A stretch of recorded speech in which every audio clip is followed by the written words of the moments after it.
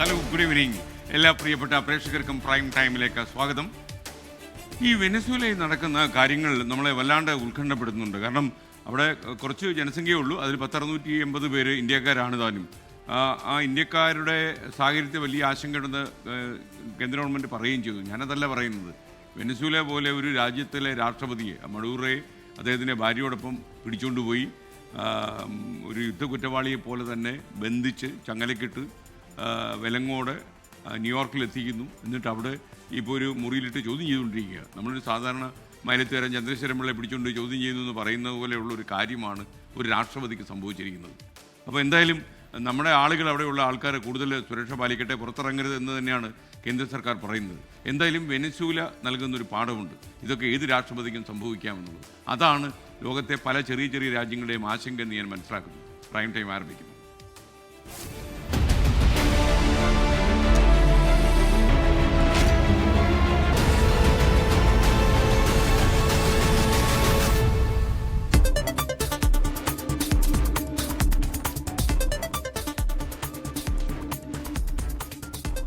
Hello, ഒരിക്കൽ കൂടി സ്വാഗതം പ്രിയപ്പെട്ട പ്രേക്ഷകർക്ക്.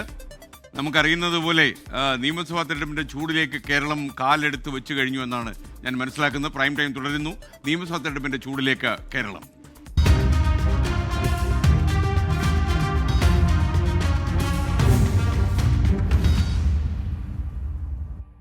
ഇന്നാണ് സുൽത്താൻ ബത്തേരിയിൽ ഒരു ക്യാമ്പ് തുടങ്ങിയത്. നിയമസഭാ തെരഞ്ഞെടുപ്പിനായുള്ള തന്ത്രങ്ങൾ മെനയാനാണ് കോൺഗ്രസ് നേതൃ ക്യാമ്പ് വയനാട്ടിലെ സുൽത്താൻ ബത്തേരിയിൽ തുടങ്ങിയത്. പിന്നെ സ്വരങ്ങൾ ഒഴിവാക്കി അച്ചടക്കത്തോടെ ഒറ്റക്കെട്ടായി തെരഞ്ഞെടുപ്പിലേക്ക് നീങ്ങാനാണ് ക്യാമ്പിൽ തീരുമാനമെടുക്കുക.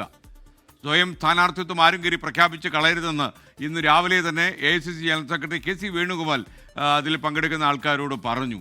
ഇത് പലരെയും മനസ്സിൽ കണ്ടുകൊണ്ടായിരിക്കണം KC ഇക്കാര്യം പറഞ്ഞത് എന്നാണ് ഞാൻ മനസ്സിലാക്കുന്നത്. തദ്ദേശ തെരഞ്ഞെടുപ്പിലെ വലിയ വിജയത്തിന്റെ ആത്മവിശ്വാസവുമായാണ് കോൺഗ്രസ് നേതൃത്വം ബത്തേരിയിലെ ലക്ഷ്യ 2026 ലീഡർഷിപ്പ് സമ്മിറ്റിൽ സംഗമിക്കുന്നത്. നിയമസഭാ തെരഞ്ഞെടുപ്പിന്റെ തന്ത്രങ്ങൾക്ക് രൂപം നൽകുക, തദ്ദേശ തെരഞ്ഞെടുപ്പ് ഫലത്തിന്റെ സമഗ്രമായ അവലോകനം എന്നിവയാണ് 2 ദിവസം നീളുന്ന ക്യാമ്പിന്റെ അജണ്ട.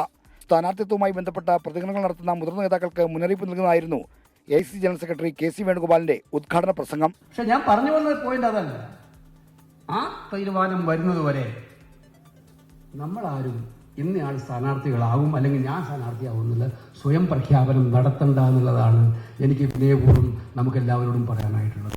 നമ്മൾ പാർട്ടിയുടെ പ്രഖ്യാപിതമായിട്ടുള്ള സാഹചര്യങ്ങളെ കാത്തിരിക്കുക, അതിനുവേണ്ടി നിൽക്കുക. നിയമസഭാ തെരഞ്ഞെടുപ്പിൽ നേരിടാൻ സാധ്യതയുള്ള വെല്ലുവിളികൾ ഓർമ്മിപ്പിച്ചുകൊണ്ട് മുതിർന്ന നേതാക്കളും സംസാരിച്ചു. മുസ്ലിം ലീഗ് കൂടുതൽ സീറ്റുകൾ ചോദിക്കാൻ സാധ്യതയുണ്ടെന്ന് രമേശ് ചെന്നിത്തല പറഞ്ഞു. ഘടകകക്ഷികളുമായുള്ള ബന്ധം ഊഷ്മളമായി നിലനിർത്തണമെന്നും അദ്ദേഹം ആവശ്യപ്പെട്ടു. പരമാവധി സമുദായ സംഘടനകളെ പിന്തുണ സമാഹരിക്കണമെന്ന് K മുരളീധരൻ പറഞ്ഞു. 2019 ലോക്സഭാ തെരഞ്ഞെടുപ്പിലെ വിജയത്തിന് ശേഷം സംഭവിച്ചതുപോലെ അമിത ആത്മവിശ്വാസം വിനയായി മാറരുതെന്ന് കേരളത്തിന് ചുമതലയുള്ള AICC ജനറൽ സെക്രട്ടറി ദീപാദാസ് മുൻഷിയും മുന്നറിയിപ്പ് നൽകി. 3 മേഖലകളായി തിരിഞ്ഞുള്ള അവലോകനത്തിലും നേരിടുന്ന വെല്ലുവിളികളെക്കുറിച്ച് ഓർമ്മപ്പെടുത്തലുണ്ടായി. BJP വളർച്ച ഗൗരവത്തോടെ കാണണമെന്നായിരുന്നു ഓർമ്മപ്പെടുത്തൽ. CPIM-ന്റെ സംഘടനാ സംവിധാനത്തെ വിലകുറച്ച് കാണരുതെന്നും നേതാക്കൾ ആവശ്യപ്പെട്ടു. സ്ഥാനാർത്ഥികളെ സംബന്ധിച്ച് ചർച്ചകളൊന്നും ഉണ്ടായില്ലെങ്കിലും 1ാം ഘട്ട സ്ഥാനാർത്ഥി പട്ടിക ഈ മാസം 20 പുറത്തിറക്കാനാണ് ധാരണ. നാമനിർദ്ദേശ പത്രികാ സമർപ്പണത്തിന്റെ അവസാന ദിവസം വരെ സ്ഥാനാർത്ഥി നിർണയം നീട്ടിക്കൊണ്ടുപോകുന്നതായിരുന്നു കോൺഗ്രസിലെ പഴയ പതിവ്. 10 കൊല്ലത്തെ അധികാരനഷ്ടം കോൺഗ്രസിനെ പുതിയ പല പാഠങ്ങളും പഠിപ്പിക്കുകയാണ്. അതിന് തെളിവാണ് കോൺഗ്രസ് നേതൃ ക്യാമ്പിലെ തീരുമാനങ്ങൾ. സുൽത്താൻ ബത്തേരിയിൽ നിന്ന് അഭിലാഷ് പള്ളിക്കരയ്ക്കൊപ്പം R. ശ്രീജിത്ത്, 24. നിയമസഭാ തെരഞ്ഞെടുപ്പ് മുന്നിൽ കണ്ട് കോൺഗ്രസ് സമൂഹ മാധ്യമ ഇടപെടൽ ശക്തമാക്കണമെന്ന നിർദ്ദേശം.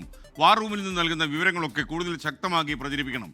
നിഷ്പക്ഷ സാമുദായിക ഗ്രൂപ്പുകളിലേക്ക് കടന്നു ചെല്ലാൻ എല്ലാ നിയോജക മണ്ഡലങ്ങളിലും 2 വാട്സപ്പ് ഇൻചാർജുമാരെ നിയമിക്കണമെന്നും ക്യാമ്പിൽ നിർദ്ദേശം വന്നു. സുൽത്താൻ ബത്തേരിയിൽ നിന്ന് R. ശ്രീജിത്ത് തത്സമയം ചേരുകയാണ്.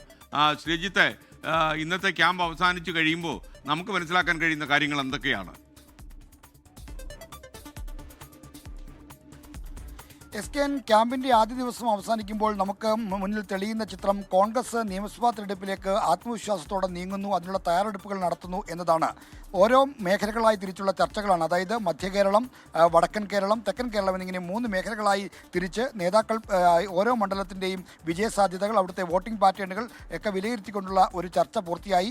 ആ ചർച്ചയിൽ ഉയർന്ന നിർദ്ദേശങ്ങൾ ക്രോഡീകരിച്ചുകൊണ്ട് 3 വർക്കിംഗ് പ്രസിഡന്റുമാരുടെയും പ്രസന്റേഷനാണ് ഇപ്പോൾ ഈ ലക്ഷ്യ 2026 ലീഡർഷിപ്പ് സമ്മിറ്റിൽ നടക്കുന്നത്. അതിനുശേഷം ഇന്നത്തെ സെഷൻ പൂർത്തിയാകും. അതിനുശേഷം കോർ കമ്മിറ്റി യോഗം ചേരുന്നുണ്ട്. ഈ ഓരോ മേഖലയിലും വടക്കൻ മേഖലയിൽ ഏതാണ്ട് വളരെ നല്ല മുന്നേറ്റമുണ്ടാക്കുന്ന വിലയിരുത്തലാണുള്ളത്. അവർ 18 സീറ്റുകൾ വരെ നേടും, ചിലപ്പോൾ 22 സീറ്റ് വരെ ആ നേട്ടമാവാം എന്നാണ് വടക്കൻ മേഖലയിലെ മൊത്തം സീറ്റുകൾ കണക്കാക്കുമ്പോൾ കോൺഗ്രസ് വിലയിരുത്തുന്നത്. മധ്യ കേരളത്തിൽ വലിയ മുന്നേറ്റമുണ്ടാക്കുമെന്ന വിലയിരുത്തലുണ്ട്.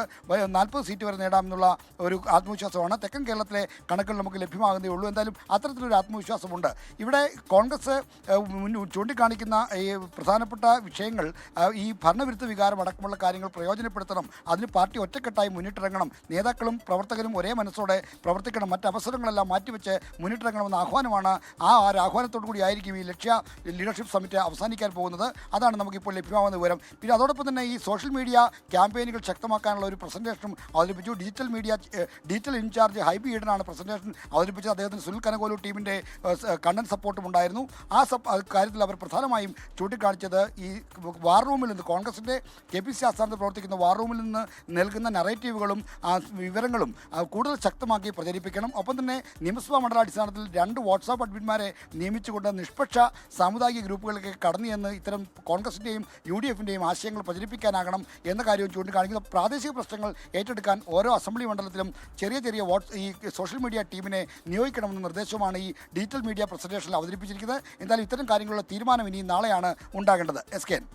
ഓക്കെ, ഒരു കാര്യം കൂടി, കൊച്ചിയിൽ മേയർ പദവി കിട്ടാത്തതിൻ്റെ കാര്യം ഒരു വിമർശനമായി ദീപ്തി മേരി വർഗീസ് അവിടെ ക്യാമ്പിൽ ഉന്നയിച്ചു എന്ന് കേൾക്കുന്നു. ആ കാര്യം ചർച്ച ചെയ്യാനായിരുന്നില്ല ക്യാമ്പെങ്കിൽ പോലും അത്തരമൊരു ഉന്നയിച്ചത് അനവസരത്തിലായിപ്പോയി, ആവശ്യമില്ലാത്തൊരു പ്ലാറ്റ്ഫോമിലാണ് ഉന്നയിച്ചത് എന്നുള്ള വിമർശനം എന്തെങ്കിലും ഉയർന്നോ ക്യാമ്പിൽ? SK 3 മേഖലകളായി തിരിച്ചുള്ള ചർച്ച നടക്കുമ്പോൾ മൊത്തം ഈ ക്യാമ്പിൽ പങ്കെടുക്കുന്നത് 157 പേരാണ്. ആ 157 പേർക്കും സംസാരിക്കാൻ അവസരം നൽകുന്ന തരത്തിലാണ് ഈ 3 സോണുകളായി തിരിച്ചുള്ള ചർച്ച. മധ്യ കേരളത്തിലെ ജില്ലകൾ ചേർന്നുള്ള സോണൽ മീറ്റിംഗിലാണ് ദീപ്തി മേരി വർഗീസ് കൊച്ചി മേയർ തിരഞ്ഞെടുപ്പുമായി ബന്ധപ്പെട്ട തനിക്കുള്ള പ്രയാസം ഉന്നയിച്ചത്. തനിക്ക് മേയർ പദവി നൽകാത്തതിനെ പറ്റിയെല്ലാം ദീപ്തി മേരി ചൂണ്ടിക്കാണിച്ചത്. മറിച്ച് KPCCയുടെ മാർഗ്ഗനിർദ്ദേശങ്ങൾ തദ്ദേശ സ്ഥാപനങ്ങളുടെ അധ്യക്ഷന്മാരെ നിയമിക്കുന്നതുമായി ബന്ധപ്പെട്ട് KPCC പുറത്തിറക്കിയ മാർഗ്ഗനിർദ്ദേശങ്ങൾ ലംഘനം നടന്നു, ആ തിരഞ്ഞെടുത്ത രീതിയാണ് താൻ വിമർശിക്കുന്നത് എന്ന കാര്യമാണ് ദീപ്തി ചൂണ്ടിക്കാണിച്ചത്. ദീപ്തിക്ക് പിന്നാലെ KPCC നേതാവ് മുൻ മന്ത്രിയും നേതാവുമായ TH മുസ്തഫയുടെ മകൻ സക്കീർ ഹുസൈനും സമാനമായ വിമർശനം ഉന്നയിച്ചു. ചിലരുടെ വ്യക്തി താല്പര്യങ്ങളാണ് കൊച്ചിയിലെ മേയർ തെരഞ്ഞെടുപ്പിൽ നടന്നതെന്നായിരുന്നു സക്കീർ ഹുസൈൻ്റെ ആരോപണം. അതിനുശേഷം KPCC ഭാരവാഹിയായ MR അഭിലാഷും സമാനമായ വിമർശനം ഉന്നയിച്ചു. ഇതെല്ലാം ഈ കൊച്ചി മേയർ തെരഞ്ഞെടുപ്പുമായി ബന്ധപ്പെട്ട് KPCC നേതൃത്വത്തിനെതിരെയും മറ്റുമുള്ള വിമർശനമായിട്ടാണ് കാണുന്നത്. ഓക്കെ, ആർ ശ്രീജിത്താണ് വിവരങ്ങൾ നൽകിയത്. ആർജുവിൻ്റെ ഒരു സന്ദേശമാണ്. SK, ലോകത്തിലെ ഏറ്റവും വലിയ എണ്ണ റിസർവ് മാത്രമല്ല വെനസ്വേല ലോകത്തിലെ 3ാമത്തെ വലിയ സ്വർണ്ണ നിക്ഷേപം കൂടിയാണ്.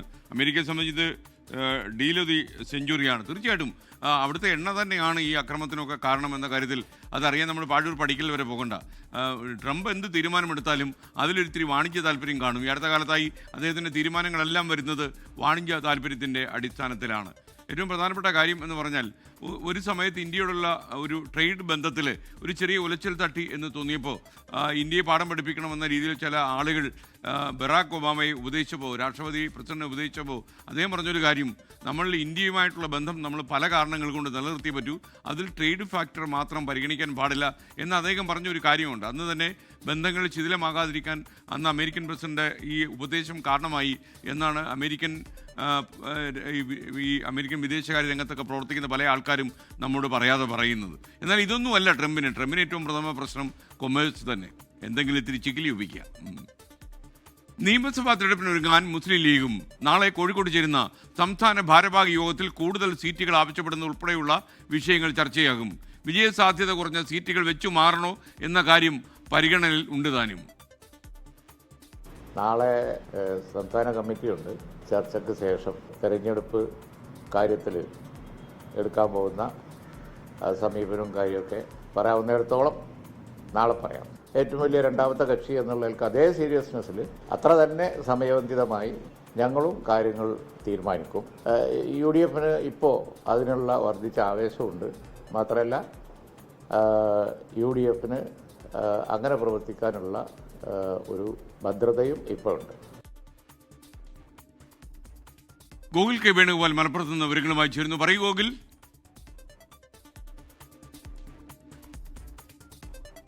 എസ്കെഎൻ കോൺഗ്രസിന്റെ ക്യാമ്പ് വയനാടിൽ പുരോഗമിക്കുമ്പോൾ തന്നെയാണ് മുസ്ലിം ലീഗും UDF-ലെ രണ്ടാമത്തെ പ്രധാന കക്ഷിയായിട്ടുള്ള മുസ്ലിം ലീഗും നിയമസഭാ തെരഞ്ഞെടുപ്പിന്റെ പ്രചാരണത്തിലേക്ക് കടക്കാൻ ഒരുങ്ങുന്നത്. തദ്ദേശ തെരഞ്ഞെടുപ്പിൽ മുസ്ലിം ലീഗ് ഉണ്ടാക്കിയിട്ടുള്ള വലിയ വിജയത്തിന്റെ പശ്ചാത്തലത്തിൽ അതിന്റെ സാഹചര്യത്തിലൊക്കെ വർദ്ധിത വീര്യത്തോടു കൂടിയിട്ടാണ് നിയമസഭാ തെരഞ്ഞെടുപ്പിന്റെ ഒരുക്കങ്ങളിലേക്ക് കടക്കുന്നത് എന്നാണ് നേതൃത്വം വിശദീകരിക്കുന്നത്. നേരത്തെ നമ്മൾ മുസ്ലിം ലീഗിന്റെ സംസ്ഥാന അധ്യക്ഷൻ പാണക്കാട് സാദിഖ് ശിഹാബ് അലി തങ്ങളുടെ പ്രതികരണമൊക്കെ എടുത്ത സമയത്ത് മുസ്ലിം ലീഗിന് കൂടുതൽ സീറ്റിന് അർഹതയുണ്ട് എന്ന കാര്യമൊക്കെ അദ്ദേഹം തുറന്നു പറഞ്ഞിരുന്നു.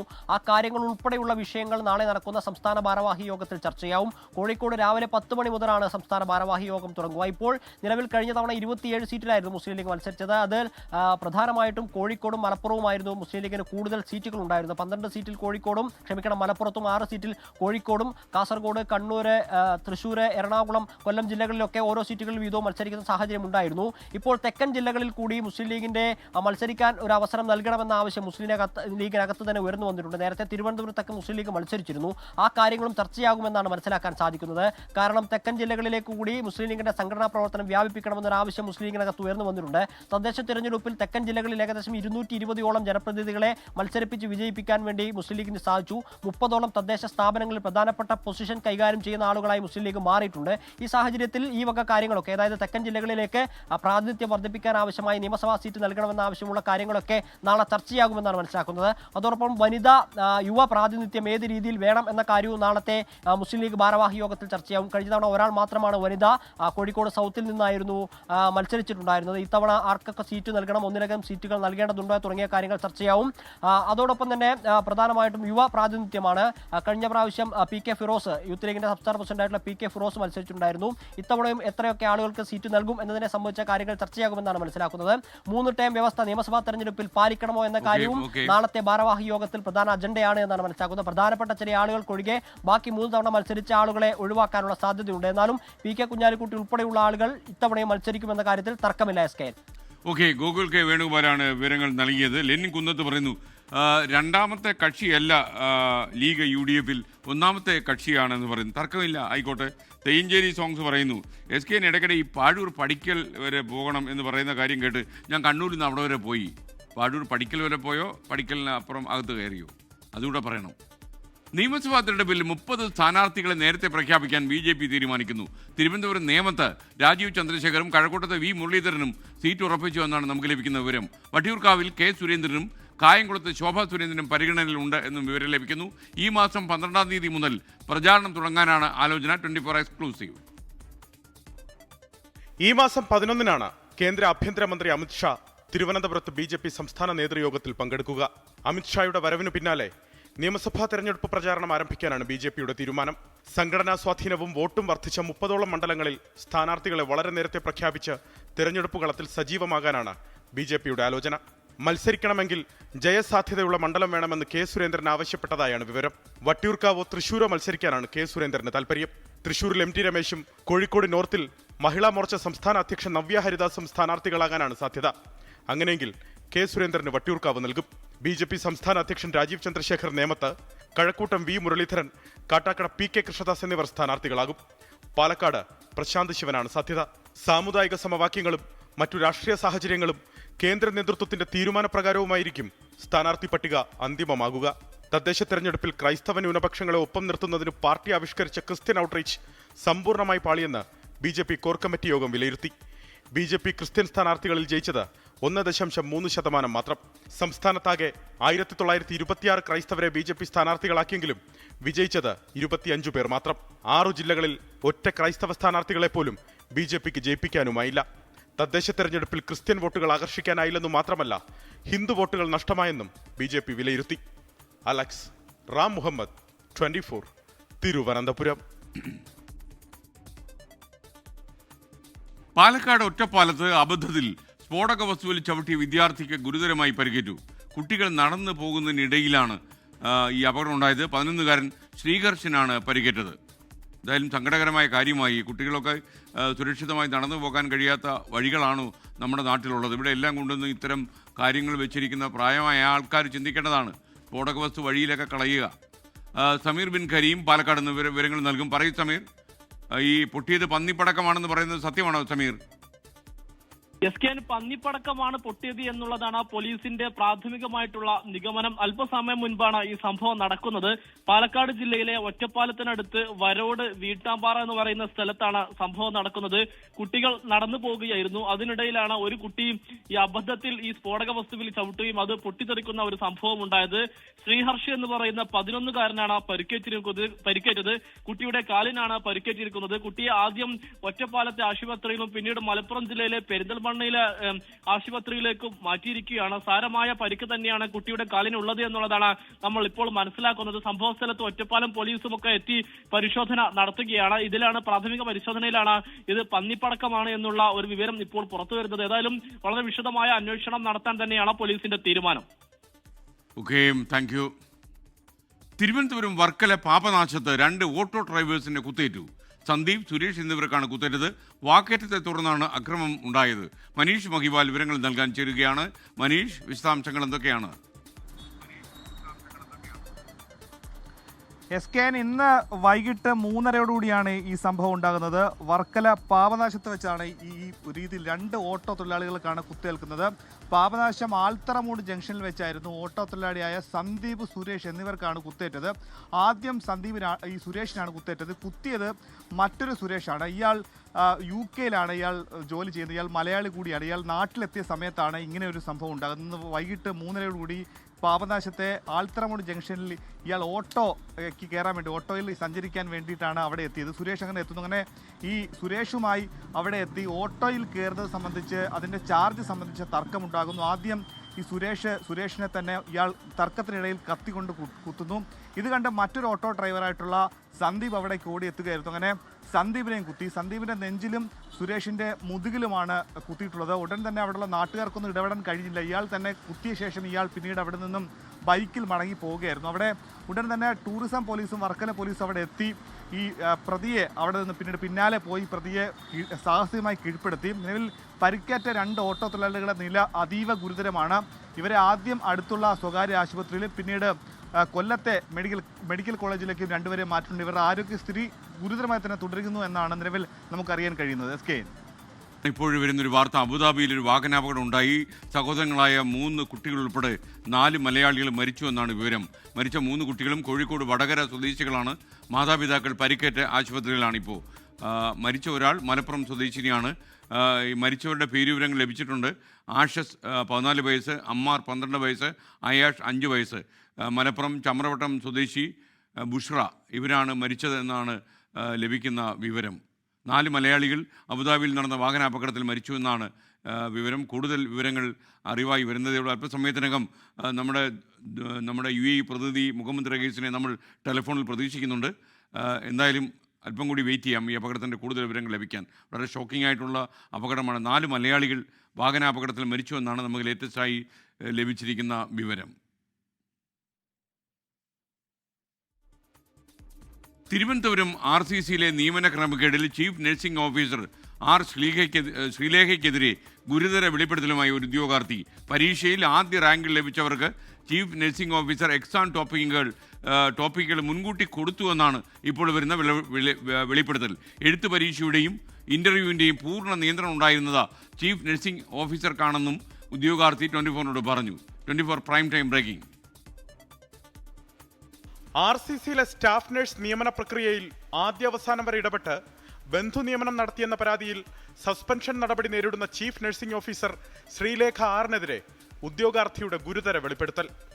എഴുത്ത്, അഭിമുഖ പരീക്ഷകളുടെ പൂർണ്ണ നിയന്ത്രണം ചീഫ് നഴ്സിംഗ് ഓഫീസർക്കായിരുന്നു.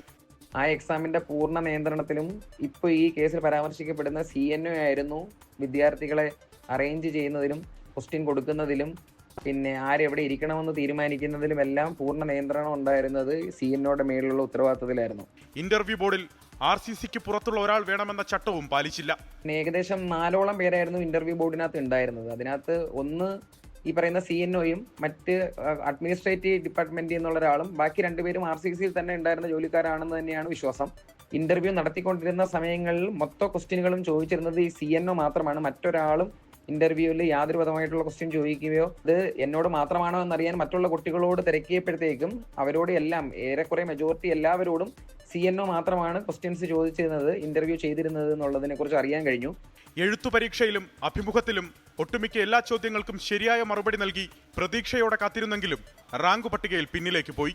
റാങ്ക് പട്ടികയിൽ ഇടം നേടിയവരുമായിട്ട് ബന്ധപ്പെട്ടപ്പോൾ അവരുമായിട്ട് ഞങ്ങളുടെ വിദ്യാർത്ഥികളും സുഹൃത്തുക്കളൊക്കെ സംസാരിച്ചപ്പോൾ അവർക്ക് നിന്ന് ഇങ്ങനെ രഹസ്യ സംഭാഷണം വഴി അറിയാൻ കഴിഞ്ഞത് ഇങ്ങനെ ഇതിനെക്കുറിച്ചിട്ടുള്ള എക്സാമുകളെ കുറിച്ചുള്ള ടോപ്പിക്കുകളെ കുറിച്ചുള്ള വിവരങ്ങളെ കുറിച്ചും ഈ റാങ്കിൽ ഇടം നേടിയിട്ടുള്ളവർക്ക് CNO നേരത്തെ നിർദ്ദേശങ്ങൾ നൽകിയിട്ടുണ്ടെന്നുള്ളതിനെ കുറിച്ചും അറിയാൻ കഴിഞ്ഞിട്ടുണ്ട്.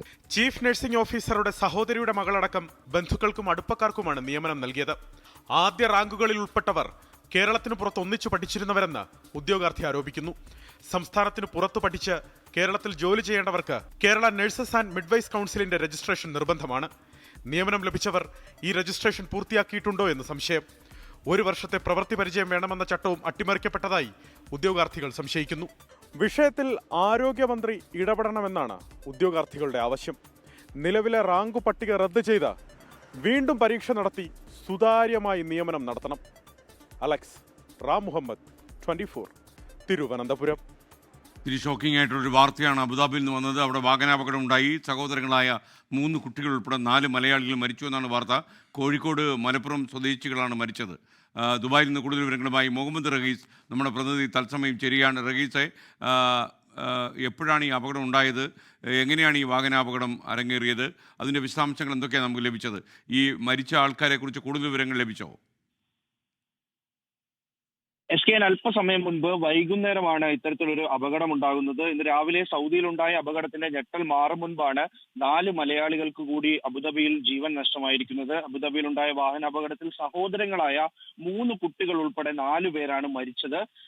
ഇവർ വടകര സ്വദേശികളാണ്, കോഴിക്കോട് വടകര സ്വദേശികളാണ്. ഇവരുടെ മാതാപിതാക്കൾ ദുബായിൽ വ്യാപാരം നടത്തുന്നവരാണ്. ഇവരുടെ പേര് വിവരങ്ങൾ അബ്ദുൽ ലത്തീഫ്, ഒപ്പം തന്നെ റുക്സാന. ഇവർ ദുബായിൽ വ്യാപാരം നടത്തുന്നവരാണ്. ഇവരുടെ കുട്ടികളായിട്ടുള്ള അഷസ്, 14 വയസ്സുകാരനായിട്ടുള്ള അഷസ്, ഒപ്പം തന്നെ അമ്മാറിന് 12 വയസ്സാണ്. ഒപ്പം തന്നെ ഒരു 5 വയസ്സുകാരൻ അയാഷ്.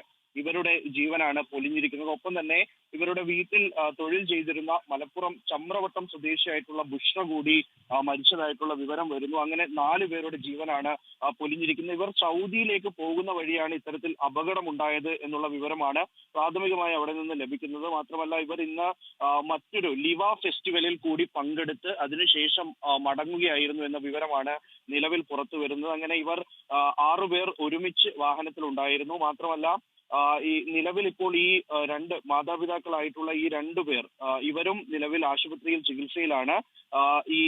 ഇവർ അവരുടെ നിലയും അല്പം ഗുരുതരമാണ് എന്നുള്ള വിവരമാണ് നിലവിൽ ആശുപത്രിയിൽ നിന്ന് ലഭിക്കുന്നത്. അങ്ങനെ 4 പേർ, അതിൽ 3 കുട്ടികൾക്ക് ജീവൻ നഷ്ടമായിരിക്കുന്നു. ഒപ്പം തന്നെ മലപ്പുറം സ്വദേശിയായിട്ടുള്ള ബുഷ്രയുടെയും മരണം ഇപ്പോൾ സ്ഥിരീകരിച്ചിരിക്കുന്നു. SKN. ഓക്കെ, നമുക്കപ്പം മുഹമ്മദ് റഹീസാണ് ടെലിഫോണിൽ ഉണ്ടായിരുന്നത്. വളരെ സങ്കടകരമാണ്. രാവിലെ സൗദി അറേബ്യയിൽ 4 പേർ അപകടത്തിൽ മരിച്ചു. ആ ഒരു ഞെട്ടൽ നമുക്കെല്ലാം ഉണ്ടായി. ഇന്ന് വൈകുന്നേരമാണ് അബുദാബിയിൽ ഒരു വാഹനാപകടം ഉണ്ടായിട്ട് അവിടെ 4 പേർ, 3 കുട്ടികൾ ഉൾപ്പെടെ 4 പേർ മരിച്ചു എന്നുള്ള വാർത്ത വരുന്നത്. SNDP യോഗം ജനറൽ സെക്രട്ടറി വെള്ളാപ്പള്ളി നടേശനെതിരെ മുസ്ലിം ജമായത്ത് രംഗത്ത് വന്നു. വെള്ളാപ്പള്ളി നടേശൻ കേരളത്തിൻ്റെ മതസൗഹാർദ്ദം തകർക്കാൻ ശ്രമിക്കുന്നെന്നും സർക്കാർ നടപടി സ്വീകരിക്കണമെന്നും മുസ്ലിം ജമായത്ത് ജനറൽ സെക്രട്ടറി ഖലീൽ ബുഖാരി ആവശ്യപ്പെട്ടു. മുസ്ലിം ജമായത്ത് ജനറൽ സെക്രട്ടറി ഖലീൽ ബുഖാരി തങ്ങളാണ് SNDP യോഗം ജനറൽ സെക്രട്ടറി വെള്ളാപ്പള്ളി നടേശനെതിരെ രൂക്ഷ വിമർശനം ഉന്നയിച്ചത്. വെള്ളാപ്പള്ളി നടേശൻ കേരളത്തിന്റെ സൽപ്പേര് ഇല്ലാതാക്കുകയാണെന്നും വർഗീയതയും വിഭാഗീയതയും ഇല്ലാതാക്കാൻ സർക്കാർ നടപടിയെടുക്കണമെന്നും ഖലീൽ ബുഖാരി തങ്ങൾ ആവശ്യപ്പെട്ടു. അദ്ദേഹത്തിൻ്റെ ഈ വിഷം ചീറ്റുന്ന വളരെ മോശമായ പ്രസ്താവനകൾ ഇന്നാരും അംഗീകരിക്കുന്നില്ല എന്നുള്ളതാണ് വസ്തുത. ക്രമസമാധാന പ്രശ്നമായി കണ്ട് അതിന് സർക്കാർ ശക്തമായ ഇടപെടൽ നടത്തി സർക്കാർ തീരുമാനമെടുക്കണമെന്നാണ് ഞങ്ങളുടെ വിലപ്പെട്ട നിർദ്ദേശം. ക്രമസമാധാന പ്രശ്നം ഉണ്ടാക്കുന്നതാണ് വെള്ളാപ്പള്ളി നടേശന്റെ പ്രസ്താവനയെന്നും ഖലീൽ ബുഖാരി തങ്ങൾ പറഞ്ഞു. അതിനിടെ വെള്ളാപ്പള്ളി നടേശനുമായി BJP നേതാവ് പ്രകാശ് ജാവദേക്കർ കൂടിക്കാഴ്ച നടത്തി. കണിച്ചുകുളങ്ങരയിലെ വീട്ടിലെത്തിയായിരുന്നു കൂടിക്കാഴ്ച. വ്യക്തിപരമായ കൂടിക്കാഴ്ചയാണെന്നും രാഷ്ട്രീയം ചർച്ചയായില്ലെന്നും പ്രകാശ് ജാവദേക്കർ പറഞ്ഞു. We had always good, pleasant talks, family talks also, and therefore nothing political practically. Vellappally നടേശന്റെ വിവാദ പ്രസ്താവനയിൽ രാഷ്ട്രീയ വിവാദം കൊഴുക്കുമ്പോൾ ജാവദേക്കറിന്റെ സന്ദർശനത്തിനും രാഷ്ട്രീയ പ്രാധാന്യമുണ്ട്. Political desk 24. വോട്ട് ചെയ്താലും ഇല്ലെങ്കിലും കേരളത്തിലെ ന്യൂനപക്ഷങ്ങൾക്കൊപ്പമായിരിക്കും ഇടതുപക്ഷമെന്ന് John Brittas M P. Kerala Muslim Jamaat president Kanthapuram AP Abubakar Musliyar നടത്തുന്ന കേരള യാത്രയ്ക്ക് കോഴിക്കോട് നൽകിയ സ്വീകരണത്തിൽ സംസാരിക്കുകയായിരുന്നു ജോൺ ബ്രിട്ടാസ്. വെനിസ്വേല എന്ന് പറയുന്ന ഒരു പരമാധികാര രാഷ്ട്രത്തെ കീഴ്പ്പെടുത്തി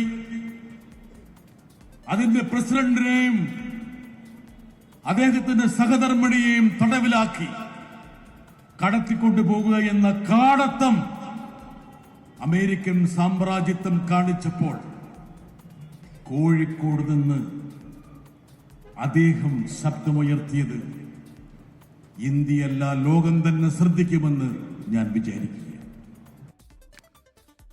വെനസ്വേലയിൽ അമേരിക്ക നടത്തുന്നത് കൊടും ക്രൂരതയെന്ന കാന്തപുരം AP അബൂബക്കർ മുസ്ലിയാർ പറഞ്ഞു.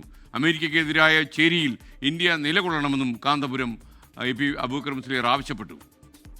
സ്വതന്ത്ര പരമാധികാര രാഷ്ട്രങ്ങൾക്കെതിരെ ഉള്ള ഒരു അക്രമമായ നീക്കമാണ് അമേരിക്ക ഇപ്പോൾ ചെയ്തുകൊണ്ടിരിക്കുന്നത്. ഇന്ത്യ തികച്ചും അതിനെതിരായി സംഘടിച്ച രാഷ്ട്രങ്ങളോടൊപ്പം നിന്ന് ഇതിനെതിരെ പോരാടണം എന്നാണ് നമുക്ക് പറയാനുള്ളത്.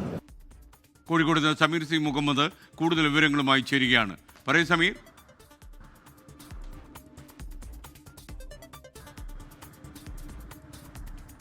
SKN കേരള മുസ്ലിം ജമാഅത്ത് പ്രസിഡന്റ് കാന്തപുരം AP അബൂബക്കർ മുസ്ലിയാർ നടത്തുന്ന കേരള യാത്രയ്ക്ക് വലിയ സ്വീകരണമാണ് കോഴിക്കോട് ലഭിച്ചത്. ഇന്നും ഇന്നലെയുമായിക്കൊണ്ട് 2 ദിവസമായിട്ടായിരുന്നു കോഴിക്കോട് പര്യടനം.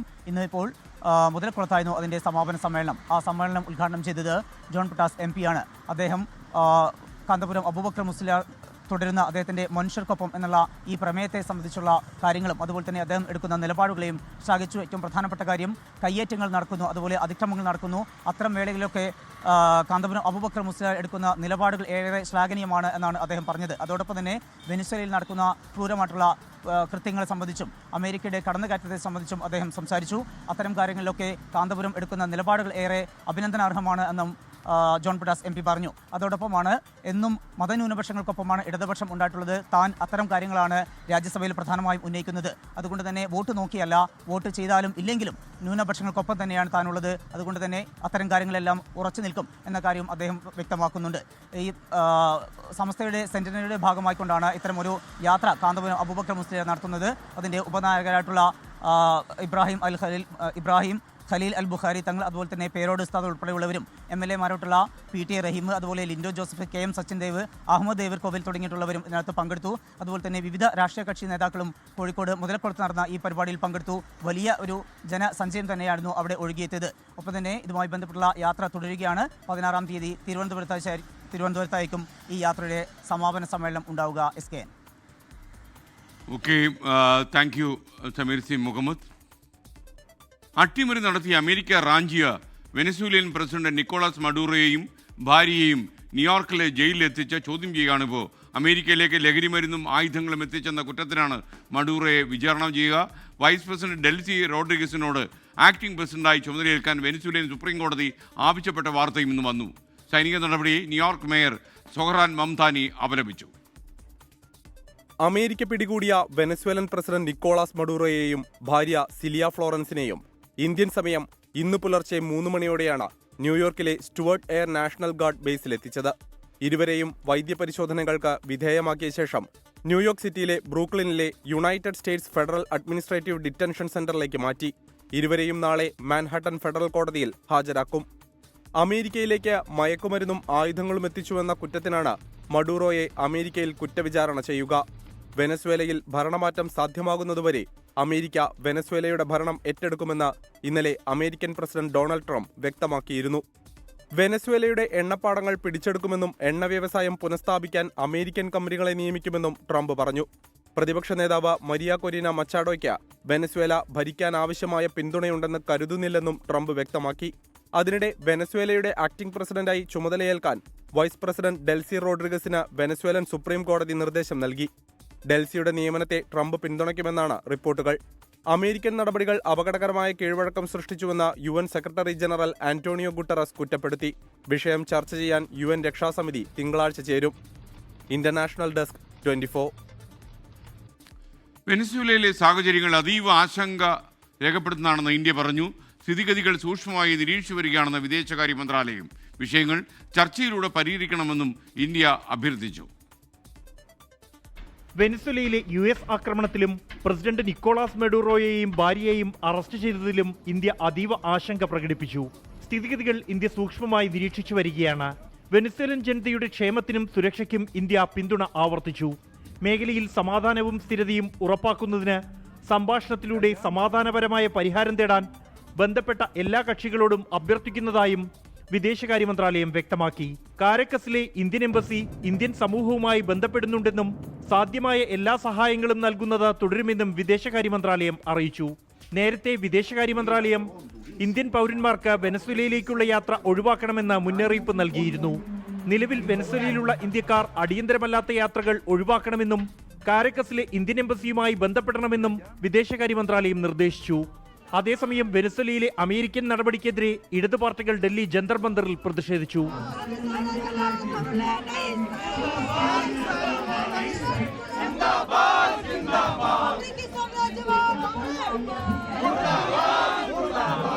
വിഷയത്തിൽ ഐക്യരാഷ്ട്രസഭ ഇടപെടണമെന്നും അതിനായി ഇന്ത്യ സമ്മർദ്ദം ചെലുത്തണമെന്നും ഇടതു പാർട്ടികൾ ആവശ്യപ്പെട്ടു. 24 ഡൽഹി. Okay, thank U. ഭിന്നശേഷി നിയമനത്തിൽ സംസ്ഥാന സർക്കാരിനെതിരെ വീണ്ടും വിമർശനവുമായി കത്തോലിക്ക സഭ.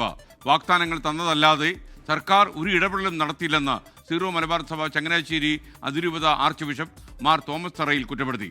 ക്രൈസ്തവർക്കെതിരായ ആക്രമണങ്ങളെ കർദിനാൾ മാർ ജോർജ് ആലഞ്ചേരിയും രൂക്ഷമായി വിമർശിച്ചു. ക്രൈസ്തവർക്കെതിരായ ആക്രമണത്തിൽ അതിരൂക്ഷ വിമർശനമാണ് കർദിനാൾ മാർ ജോർജ് ആലഞ്ചേരി നടത്തിയത്. രാജ്യത്തിന്റെ ഐക്യം തകർക്കാൻ നടക്കുന്ന ശ്രമങ്ങളെ തടയാൻ ഭരണാധികാരികൾ നടപടിയെടുക്കണമെന്ന് കർദിനാൾ ആവശ്യപ്പെട്ടു. തിരുവനന്തപുരത്ത് സംഘടിപ്പിച്ച നസ്രാണി സംഗമം ഉദ്ഘാടനം ചെയ്ത് സംസാരിക്കുകയായിരുന്നു സീറോ മലബാർ സഭ ശ്രേഷ്ഠ മെത്രാപ്പോലീത്ത കർദിനാൾ മാർ ജോർജ് ആലഞ്ചേരി. നമ്മളെ സമുദായ സൗഹാർദ്ദവും ഐക്യവും എല്ലാം പാലിച്ചു പോകാൻ ശ്രമിക്കുന്ന സമൂഹമാണ്. അതിനെ ചോദ്യം ചെയ്യുന്ന രീതിയിലാണ് ഈ സംഭവങ്ങൾ നടക്കുന്നത്. രാജ്യത്തിന്റെ ഭരണാധികാരികൾ അതിനുവേണ്ട നടപടികൾ എടുത്ത് അവയെ നിയന്ത്രണത്തിൽ കൊണ്ടുവരുന്നതായിരിക്കും നമുക്ക് പ്രത്യാശയുണ്ട്. ന്യായമായ ആവശ്യങ്ങൾ സംസ്ഥാന സർക്കാർ അംഗീകരിക്കുന്നില്ലെന്ന് സീറോ മലബാർ ചങ്ങനാശ്ശേരി അതിരൂപത ആർച്ച് ബിഷപ്പ് മാർ തോമസ് തറയിൽ വിമർശിച്ചു. ഭിന്നശേഷി നിയമനത്തിൽ വാഗ്ദാനങ്ങൾ തന്നതല്ലാതെ സർക്കാർ ഒരു ഇടപാടും നടത്തുന്നില്ലെന്നും ആർച്ച് ബിഷപ്പ് പറഞ്ഞു. ഭിന്നശേഷി നിയമനത്തിന്റെ പേരിൽ തടസ്സപ്പെട്ട് കിടക്കുന്ന 16,000-ഓളം അധ്യാപകരുടെ നിയമനത്തിന്റെ കാര്യത്തിൽ നമ്മൾ നിരന്തരമായിട്ട് സർക്കാരിനോട് പറഞ്ഞുകൊണ്ടിരിക്കുകയാണ്. അവർ നമുക്ക് ഒത്തിരി വാഗ്ദാനങ്ങളൊക്കെ തന്നു, ഒന്നും നടക്കുന്നില്ല. ഭിന്നശേഷി നിയമന വിഷയത്തിലെ ആശങ്കകൾ പരിഹരിക്കാൻ സർക്കാർ പൂർണ്ണ പിന്തുണ നൽകിയിട്ടുണ്ടെന്നായിരുന്നു കർദിനാൾ മാർ ജോർജ് ആലഞ്ചേരിയുടെ പ്രതികരണം. പുത്തരിക്കണ്ട മൈതാനിയിൽ നടന്ന നസ്രാണി സംഗമത്തിൽ 100 കണക്കിന് ക്രൈസ്തവ വിശ്വാസികൾ പങ്കെടുത്തു. 24 തിരുവനന്തപുരം. ക്രൈസ്തവരുടെ പിന്നാക്കാവസ്ഥ പഠിക്കാൻ നിയോഗിച്ച justice JB Koshy commission report നടപ്പാക്കാത്തതിനെതിരെ നിലപാട് കടുപ്പിച്ചു ലത്തീൻ സഭ. കേരള ലത്തീൻ കത്തോലിക്ക അസോസിയേഷൻ 3ാം ഘട്ട പ്രക്ഷോഭത്തിലേക്ക് കടക്കുകയാണ്. ഇനിയെങ്കിലും സർക്കാർ JB കോശി കമ്മീഷൻ റിപ്പോർട്ട് നടപ്പാക്കണമെന്ന് കേരള റീജിയൺ ലത്തീൻ Catholic council secretary father Jiju Kottappuram ആവശ്യപ്പെട്ടു. ക്രൈസ്തവ സമൂഹത്തിൽ പല വിഭാഗങ്ങളും വിശദമായ റിപ്പോർട്ടുകൾ നൽകി. ഇന്നിപ്പോൾ 2 വർഷത്തിലധികമായിട്ടും അതിനകത്ത് നടപടി ഉണ്ടാകുന്നില്ല എന്നുള്ളത് തീർച്ചയായും അത് അന്നത്തെ ആ സമയത്ത് കണ്ണിൽ പൊടിയിടാനുള്ള ഒരു തന്ത്രമായിരുന്നു എന്ന് ഞങ്ങൾ സംശയിക്കുന്നുണ്ട്. എന്തുകൊണ്ട് ഇതിൽ അമാന്തം വരുത്തുന്നു, എന്തുകൊണ്ട് ഇത് പൂഴ്ത്തിവെക്കുന്നു, എന്തുകൊണ്ട് ഇപ്പോൾ പോലും അത് വെളിച്ചം കാണിക്കുന്നില്ല എന്നത് ഏറെ സംശയകരമാണ്. ശക്തമായ പ്രതിഷേധ പ്രക്ഷോഭ പരിപാടികളിലേക്ക് നീങ്ങേണ്ടി വരും. ഇത്രയും നാൾ ഞങ്ങൾ ജനങ്ങളെ ബോധവൽക്കരിക്കുകയായിരുന്നു. അതിനുവേണ്ടി ജനങ്ങളിൽ നിന്ന് സമാഹരിച്ച നിവേദനങ്ങൾ പല തലങ്ങളിൽ പല മേഖലകളിൽ സമർപ്പിച്ചിട്ടുണ്ട്. ഇനിയെങ്കിലും അതിനകത്ത് ഒരു നടപടി ഉണ്ടാകണമെന്ന് സ്നേഹത്തോടെ അഭ്യർത്ഥിക്കുന്നു.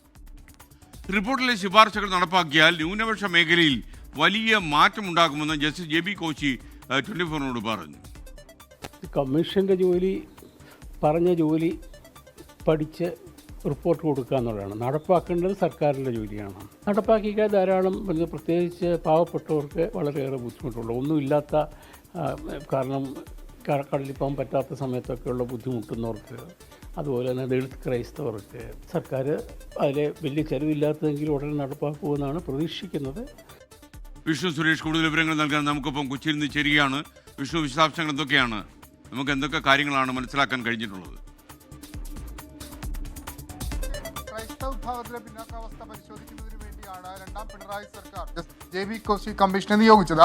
2023 മെയ് 17 സമഗ്ര റിപ്പോർട്ട് കമ്മീഷൻ നൽകുകയും ചെയ്തു. പക്ഷേ ആ റിപ്പോർട്ട് ഇതുവരെ പുറത്തുവിടാനോ അതിന് ശുപാർശകൾ നടപ്പാക്കാനോ ഇതുവരെ സംസ്ഥാന സർക്കാർ തയ്യാറായിട്ടില്ല. ഇതാണ് ഇപ്പോൾ ലത്തീൻ സഭയെ അവരെ ഈ പ്രതിഷേധത്തിലേക്ക് നയിക്കാനുള്ള പ്രധാനപ്പെട്ട കാര്യം. പലതവണ പല മന്ത്രിമാരെയും കണ്ട് ഈ ആവശ്യം അവർ ഉന്നയിച്ചിരുന്നു. പ്രത്യേകിച്ച് ഈ കമ്മീഷന്റെ ശുപാർശകൾ നടപ്പാക്കുന്ന വഴി തീരദേശ മേഖലയിലും മലയോര മേഖലയിലുമുള്ള ആളുകൾക്ക് വലിയ മാറ്റം സംഭവിക്കും. കാരണം ഈ കടൽ ഭിത്തി പോലുള്ള വിഷയങ്ങളൊക്കെ അതിൽ പരാമർശിച്ചിട്ടുണ്ട്. ഒപ്പം വനം വന്യജീവി വിഷയവുമായി ബന്ധപ്പെട്ടുള്ള കാര്യങ്ങളും പരാമർശിച്ചിട്ടുണ്ട്. തൊഴിലുമായി ബന്ധപ്പെട്ട് വലിയ തൊഴിൽ നഷ്ടം ഈ ക്രൈസ്തവ പിന്നാക്ക അവസ്ഥയിലുള്ള ആളുകൾക്ക് ഉണ്ടായിട്ടുണ്ട്. അത് വീണ്ടെടുക്കുന്നതിന് വേണ്ടിയിട്ടുള്ള ശുപാർശകളടക്കം ഈ റിപ്പോർട്ടിലുണ്ട്. പക്ഷേ സംസ്ഥാന സർക്കാർ അതിപ്പോഴും വെച്ചു നീട്ടുന്നതിന്റെ പിന്നിലെ കാര്യം എന്താണെന്ന് മനസ്സിലാകുന്നില്ല എന്നാണ് ലത്തീൻ സഭ വ്യക്തമാക്കുന്നത്. മറ്റ് പല കമ്മീഷൻ റിപ്പോർട്ടുകളും പെട്ടെന്ന് നടപ്പാക്കാൻ സംസ്ഥാന സർക്കാർ തയ്യാറെടുക്കുന്നു, വ്യഗ്രത കാണിക്കുന്നു. പക്ഷേ ഈ റിപ്പോർട്ട് മനഃപൂർവ്വം മാറ്റിവെക്കുന്നത് എന്തുകൊണ്ടാണ്? അത് ഇനി അനുവദിക്കാനാവില്ല. ആ പശ്ചാത്തലത്തിലാണ് മൂന്നാം ഘട്ട പ്രക്ഷോഭത്തിലേക്ക് പോകാൻ ഇപ്പോൾ KLCA തയ്യാറെടുത്തിരിക്കുന്നത്. ആ പ്രക്ഷോഭം ഉടൻ ആരംഭിക്കും എന്നാണ് KRLCC വ്യക്തമാക്കുകയും ചെയ്തത്. ജസ്റ്റിസ് JB കോശി കമ്മീഷൻ അധ്യക്ഷനായ ജസ്റ്റിസ് JB കോശി തന്നെ വ്യക്തമാക്കുന്നത് ഈ കമ്മീഷൻ റിപ്പോർട്ട് നടപ്പാക്കുന്നത് വഴി ഈ പിന്നോക്കാവസ്ഥയിലുള്ള ആളുകളുടെ ജീവിതത്തിൽ വലിയ മാറ്റങ്ങൾ ഉണ്ടാകും. അത് കേവലം ഒരു സമുദായത്തിന് വേണ്ടി മാത്രമുള്ളതല്ല, ഈ പ്രതിസന്ധികൾ നേരിടുന്ന ആളുകൾക്ക് എല്ലാവർക്കും വേണ്ടിയിട്ടാണ് ശുപാർശകൾ ചെയ്തിട്ടുള്ളത്. സംസ്ഥാന സർക്കാരിൻ്റെ കയ്യിൽ പണമില്ല എന്നറിയാം. പക്ഷേ പണം ഇല്ലെങ്കിൽ പോലും അത് ആവശ്യമില്ലാത്ത കുറേ പദ്ധതികളുണ്ട്. പ്രത്യേകിച്ച് പട്ടയം നൽകുന്ന പദ്ധതി, അതോടൊപ്പം LP സ്കൂളുകൾ പോലുള്ള കാര്യങ്ങൾ അപ്ഗ്രേഡ് ചെയ്യുന്ന പദ്ധതി, അതൊക്കെ നടപ്പിലാക്കി കഴിഞ്ഞാൽ ഇത് ഏറെക്കുറെ ഗുണം ചെയ്യുമെന്നാണ് ജസ്റ്റിസ് JB കോശി ഇതുമായി ബന്ധപ്പെട്ട് നമ്മളോട് പ്രതികരിച്ചത്. Okay, thank U Vishnu Suresh. ഇപ്പോഴൊരു അറിയിപ്പ് വരുന്നുണ്ട്. താമരശ്ശേരി ചുരത്തിൽ നാളെ വാഹന നിയന്ത്രണമുണ്ട്. അത്യാവശ്യ യാത്രാ വാഹനങ്ങൾ രാവിലെ 8 മണിക്ക് മുൻപും വൈകുന്നേരം 6 മണിക്ക് ശേഷവും യാത്ര ക്രമീകരിക്കണമെന്നാണ് അറിയിപ്പിൽ പറയുന്നത്. ചുരം വഴി ചരക്ക് വാഹനങ്ങൾ കടന്നു പോകരുത്. ചുരം നവീകരണവും മരം കയറ്റുന്ന പ്രവൃത്തിയും നാളെ തുടങ്ങുന്നതുകൊണ്ടാണ് ഈ നിയന്ത്രണം ഏർപ്പെടുത്തിയിരിക്കുന്നത്. നാളെ രാവിലെ 8 മണി മുതൽ ഈ നിയന്ത്രണം നിലവിൽ വരും എന്നാണ് നമുക്ക് മനസ്സിലാക്കാൻ കഴിയുന്നത്. 2020 ലോകകപ്പിൽ ഇന്ത്യയിൽ കളിക്കാൻ ഇല്ലെന്ന് ബംഗ്ലാദേശ് ക്രിക്കറ്റ് ബോർഡ് പറയുന്നു. നിലവിലെ സാഹചര്യങ്ങളിൽ കടുത്ത ആശങ്കയുണ്ടെന്നും മത്സരങ്ങൾ ശ്രീലങ്കയിലേക്ക് മാറ്റണമെന്നുമാണ് അവരുടെ ആവശ്യം. അനിൽ വാസു സ്പോർട്സ് ഡെസ്കിൽ നിന്ന് ചേരുകയാണ്. അനിൽ, എപ്പോഴാണ് ഈ വിവരം ലഭിച്ചത്? SKN ഒരു ഏതാനും നിമിഷങ്ങൾക്ക് മുമ്പാണ് ബംഗ്ലാദേശ് ക്രിക്കറ്റ് ബോർഡ് ഇത് സംബന്ധിച്ചൊരു പ്രസ് റിലീസ് പുറത്തിറക്കുന്നത്. കഴിഞ്ഞ ദിവസമാണ് വലിയ രീതിയിലുള്ള ഈ വിവാദങ്ങളിലേക്ക് തുടക്കം. കഴിഞ്ഞ ദിവസം നമ്മൾ മോർണിംഗ് ഷോയിൽ തന്നെ ഉയർത്തിക്കൊണ്ടതാണ് ഈ വിഷയം. അപ്പോഴുണ്ടായിരുന്ന ഒരു സംഗതി എന്ന് പറഞ്ഞാൽ ബംഗ്ലാദേശ് താരമായ മുസ്തഫിസ് റഹ്മാനെ IPL കളിക്കുന്നതിനെതിരെ BJPയും ഹിന്ദു സംഘടനകളൊക്കെ തന്നെ വലിയ രീതിയിൽ പ്രതിഷേധം ഉയർത്തിയിരുന്നു. ബംഗ്ലാദേശിൽ ഹിന്ദുക്കൾക്കെതിരായ അതിക്രമങ്ങളിലൊക്കെ ചൂണ്ടിക്കാട്ടിയായിരുന്നു BJPയുടെ പ്രതിഷേധം. ഒപ്പം തന്നെ കൊൽക്കത്ത നൈറ്റ് റൈഡേഴ്സ് ടീമിന്റെ ഉടമയായ ഷാരൂഖിനെതിരെ ഈ ബംഗ്ലാദേശ് താരത്തെ ടീമിലെടുത്തതിനൊക്കെ തന്നെ വലിയ രീതിയിൽ അധിക്ഷേപിക്കുകയും ഒക്കെ തന്നെ ചെയ്തു. ഇതിന് പിന്നാലെ ഈ BJP പ്രതിഷേധത്തിന് പിന്നാലെ ഈ താരത്തെ IPLൽ നിന്ന് ഒഴിവാക്കാൻ ടീമിന് BCCI നിർദ്ദേശം നൽകി. ഇതോടുകൂടിയാണ് ബംഗ്ലാദേശ് ക്രിക്കറ്റ് ബോർഡ് ഇപ്പോൾ രംഗത്ത് വന്നിരിക്കുന്നത്. അവർ പറയുന്നത് എങ്ങനെയാണ് ഒരു താരത്തെ ഒഴിവാക്കുന്നത്, അതിൽ വലിയ ആശങ്കയുണ്ട്. അവരുടെ കാര്യം മാത്രമല്ല, ബംഗ്ലാദേശ് ടീം ഒന്നാകെ ഇവിടേക്ക് ഇന്ത്യയിലേക്ക് ലോകകപ്പ് കളിക്കാൻ എത്തുമ്പോൾ ടീമിന്റെയും താരങ്ങളുടെയും ആരാധകരുടെയും പരിശീലകരുടെയൊക്കെ കാര്യത്തിൽ എന്ത് സുരക്ഷ ഉറപ്പു നൽകാനാകും എന്നുള്ള ചോദ്യമാണ് ബംഗ്ലാദേശ് ക്രിക്കറ്റ് ബോർഡ് ഉന്നയിക്കുന്നത്. ആ പശ്ചാത്തലത്തിൽ ഇന്ത്യയിലാണ് അവരുടെ മത്സരങ്ങളൊക്കെ നടക്കേണ്ടത്, കൊൽക്കത്ത അടക്കമുള്ള വേദികളിൽ. പക്ഷേ അവിടെ കളിക്കാനില്ലെന്നും തങ്ങളുടെ വേദി ഈ ലോകകപ്പിന്റെ സഹ ഹോസ്റ്റായ അല്ലെങ്കിൽ സഹ ആതിഥേയരായ ശ്രീലങ്കയിലേക്ക് മാറ്റണമെന്നാണ് അവരുടെ ആവശ്യം. നേരത്തെ തന്നെ പാകിസ്ഥാന് ഇന്ത്യയിൽ കളിക്കാനുള്ള വിലക്കുള്ളതിനാൽ അവരുടെ മത്സരങ്ങളൊക്കെ തന്നെ ശ്രീലങ്കയിൽ വെച്ചാണ് നടക്കുന്നത്. അതിന് പിന്നാലെ തന്നെ ഇപ്പോൾ ബംഗ്ലാദേശിന്റെ മത്സരങ്ങൾ കൂടി ശ്രീലങ്കയിലേക്ക് പോകാനാണ് സാധ്യത. ഇപ്പോൾ ഒരു റിക്വസ്റ്റ് ആണ് ബംഗ്ലാദേശ് ക്രിക്കറ്റ് ബോർഡ് ICCക്ക് മുന്നിൽ വെച്ചിരിക്കുന്നത്. എന്തായാലും ഇതും അംഗീകരിക്കപ്പെടാൻ തന്നെയാണ് ഏകദേശം ധാരണം. അല്ലെങ്കിൽ കടുത്ത സുരക്ഷ ഒരുക്കുമെന്ന് BCCIയും ഇന്ത്യൻ ഗവൺമെന്റും ഉറപ്പ് നൽകിയാൽ മാത്രമായിരിക്കും ഒരുപക്ഷെ ബംഗ്ലാദേശ് ഇനി ഇവിടെ കളിക്കാൻ സാധ്യത. SKN. Okay, thank you Anil വാസുദേവാണ് വിവരങ്ങൾ നൽകിയത്. മത്സരങ്ങൾ ശ്രീലങ്കയിലേക്ക് മാറ്റണമെന്ന് ബംഗ്ലാദേശ് ക്രിക്കറ്റ് ബോർഡ് പറയുന്നു. നടക്കുമെന്നറിയില്ല. ഇനി യഥാർത്ഥത്തിൽ LDFും UDFും NDAയും ഒക്കെ തന്നെ ഈ അടുത്ത നിയമസഭാ തെരഞ്ഞെടുപ്പിൽ എത്രയൊക്കെ സീറ്റുകൾ നേടുമെന്ന രീതിയിലുള്ള ഒറ്റയ്ക്കും തെറ്റയ്ക്കും രഹസ്യമായിട്ടും പരസ്യമായിട്ടും ഒക്കെ പറഞ്ഞു തുടങ്ങി. നിയമസഭാ തെരഞ്ഞെടുപ്പിൽ ഏറ്റവും കുറഞ്ഞത് 85 സീറ്റുകൾ വിജയിക്കുമെന്നാണ് കോൺഗ്രസ് പറയുന്നത്. സുൽത്താൻ ബത്തേരിയിൽ നടക്കുന്ന നേതൃ സംഗമത്തിലെ മേഖല തിരിച്ചുള്ള ചർച്ചയിലാണ് ഈ വിജയപ്രതീക്ഷകൾ അവിടുത്തെ ആളുകൾ പങ്കുവച്ചത്. ആർ ശ്രീജിത്ത് സുൽത്താൻ ബത്തേരിയിലും ചേരുന്നു. ശ്രീജിത്ത്, എന്ത് അടിസ്ഥാനത്തിലാണ് ഇത്രയധികം സീറ്റുകൾ ലഭിക്കും എന്ന് പറയുന്നത്? 85 സീറ്റ് വലിയ ഭൂരിപക്ഷമാണ്.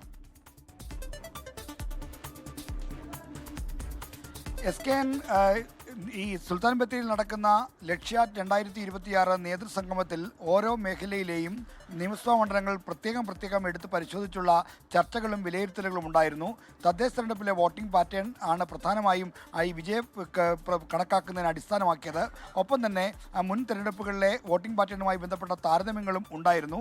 അപ്പോൾ വോട്ട് വർധനവിൻ്റെയും മറ്റും അടിസ്ഥാനത്തിൽ സംസ്ഥാനത്ത് ഏറ്റവും കുറഞ്ഞത് 85 സീറ്റുകളിൽ വിജയം ഉറപ്പിക്കാമെന്ന വിലയിരുത്തലാണ് ഉള്ളത്. അതിൽ ഏറ്റവും കൂടുതൽ സീറ്റുകൾ UDF പ്രതീക്ഷിക്കുന്നത്, കോൺഗ്രസ് പ്രതീക്ഷിക്കുന്നത് മധ്യമേഖലയിൽ നിന്നാണ്. മധ്യമേഖല എന്ന് പറയുമ്പോൾ മലപ്പുറം, എറണാകുളം, തൃശ്ശൂർ, ഇടുക്കി, പാലക്കാട് എന്നീ ജില്ലകൾ അടങ്ങുന്നിടത്ത് അവിടെ നിന്ന് അവിടുത്തെ 60 നിയമസഭാ മണ്ഡലങ്ങളിൽ 43 ഇടത്ത് വിജയിക്കുമെന്നാണ് കോൺഗ്രസിൻ്റെ മധ്യമേഖല സോണൽ മീറ്റിംഗിൽ ഇപ്പോൾ വിലയിരുത്തിയിരിക്കുന്നത്. വടക്കൻ മേഖലയിൽ ആകെ 32 സീറ്റുകളാണ്, നിയമസഭാ മണ്ഡലങ്ങളാണുള്ളത്. അവിടെ 18 സീറ്റ് വരെ വിജയിക്കുമെന്നാണ് കണക്കാക്കിയിരിക്കുന്നത്. കാസർഗോഡ് 5 സീറ്റുകളിൽ 3 ഇടത്ത് വിജയിക്കുമെന്ന് പ്രതീക്ഷിക്കുന്നു. കണ്ണൂരിൽ 11 സീറ്റുകളിടത്ത് 4 ഇടത്ത് വിജയിക്കുമെന്ന് കരുതുന്നു. വയനാട് 3 സീറ്റും തൂത്തുവാരുമെന്ന പ്രതീക്ഷയാണ് ഈ സോണൽ മീറ്റിംഗിൽ ഉയർന്നത്. കോഴിക്കോട് 13 നിയമസഭാ മണ്ഡലങ്ങളിൽ 8 ഇടത്ത് വിജയിക്കുമെന്ന പ്രതീക്ഷയാണ് കോൺഗ്രസ് വെച്ചു പുലർത്തുന്നത്. തെക്കൻ മേഖലയിലേക്ക് വന്നാൽ കോട്ടയത്ത് 9 സീറ്റുകളിടത്ത് 5 ഇടത്ത് വിജയിക്കുമെന്ന് കരുതുന്നു. കൊല്ലത്ത് 11 സീറ്റുകളിൽ 7 ഇടത്താണ് വിജയപ്രതീക്ഷ വെച്ചു പുലർത്തുന്നത്. തിരുവനന്തപുരത്ത് 14 സീറ്റുകളിടത്ത് 4 ഇടത്ത് വിജയിക്കുമെന്നും പത്തനംതിട്ടയിൽ ക്ലീൻ സ്വീപ്പ് 5 സീറ്റിൽ 5 ഇടത്തും വിജയിക്കുമെന്നാണ് കോൺഗ്രസ് വിലയിരുത്തുന്നത്.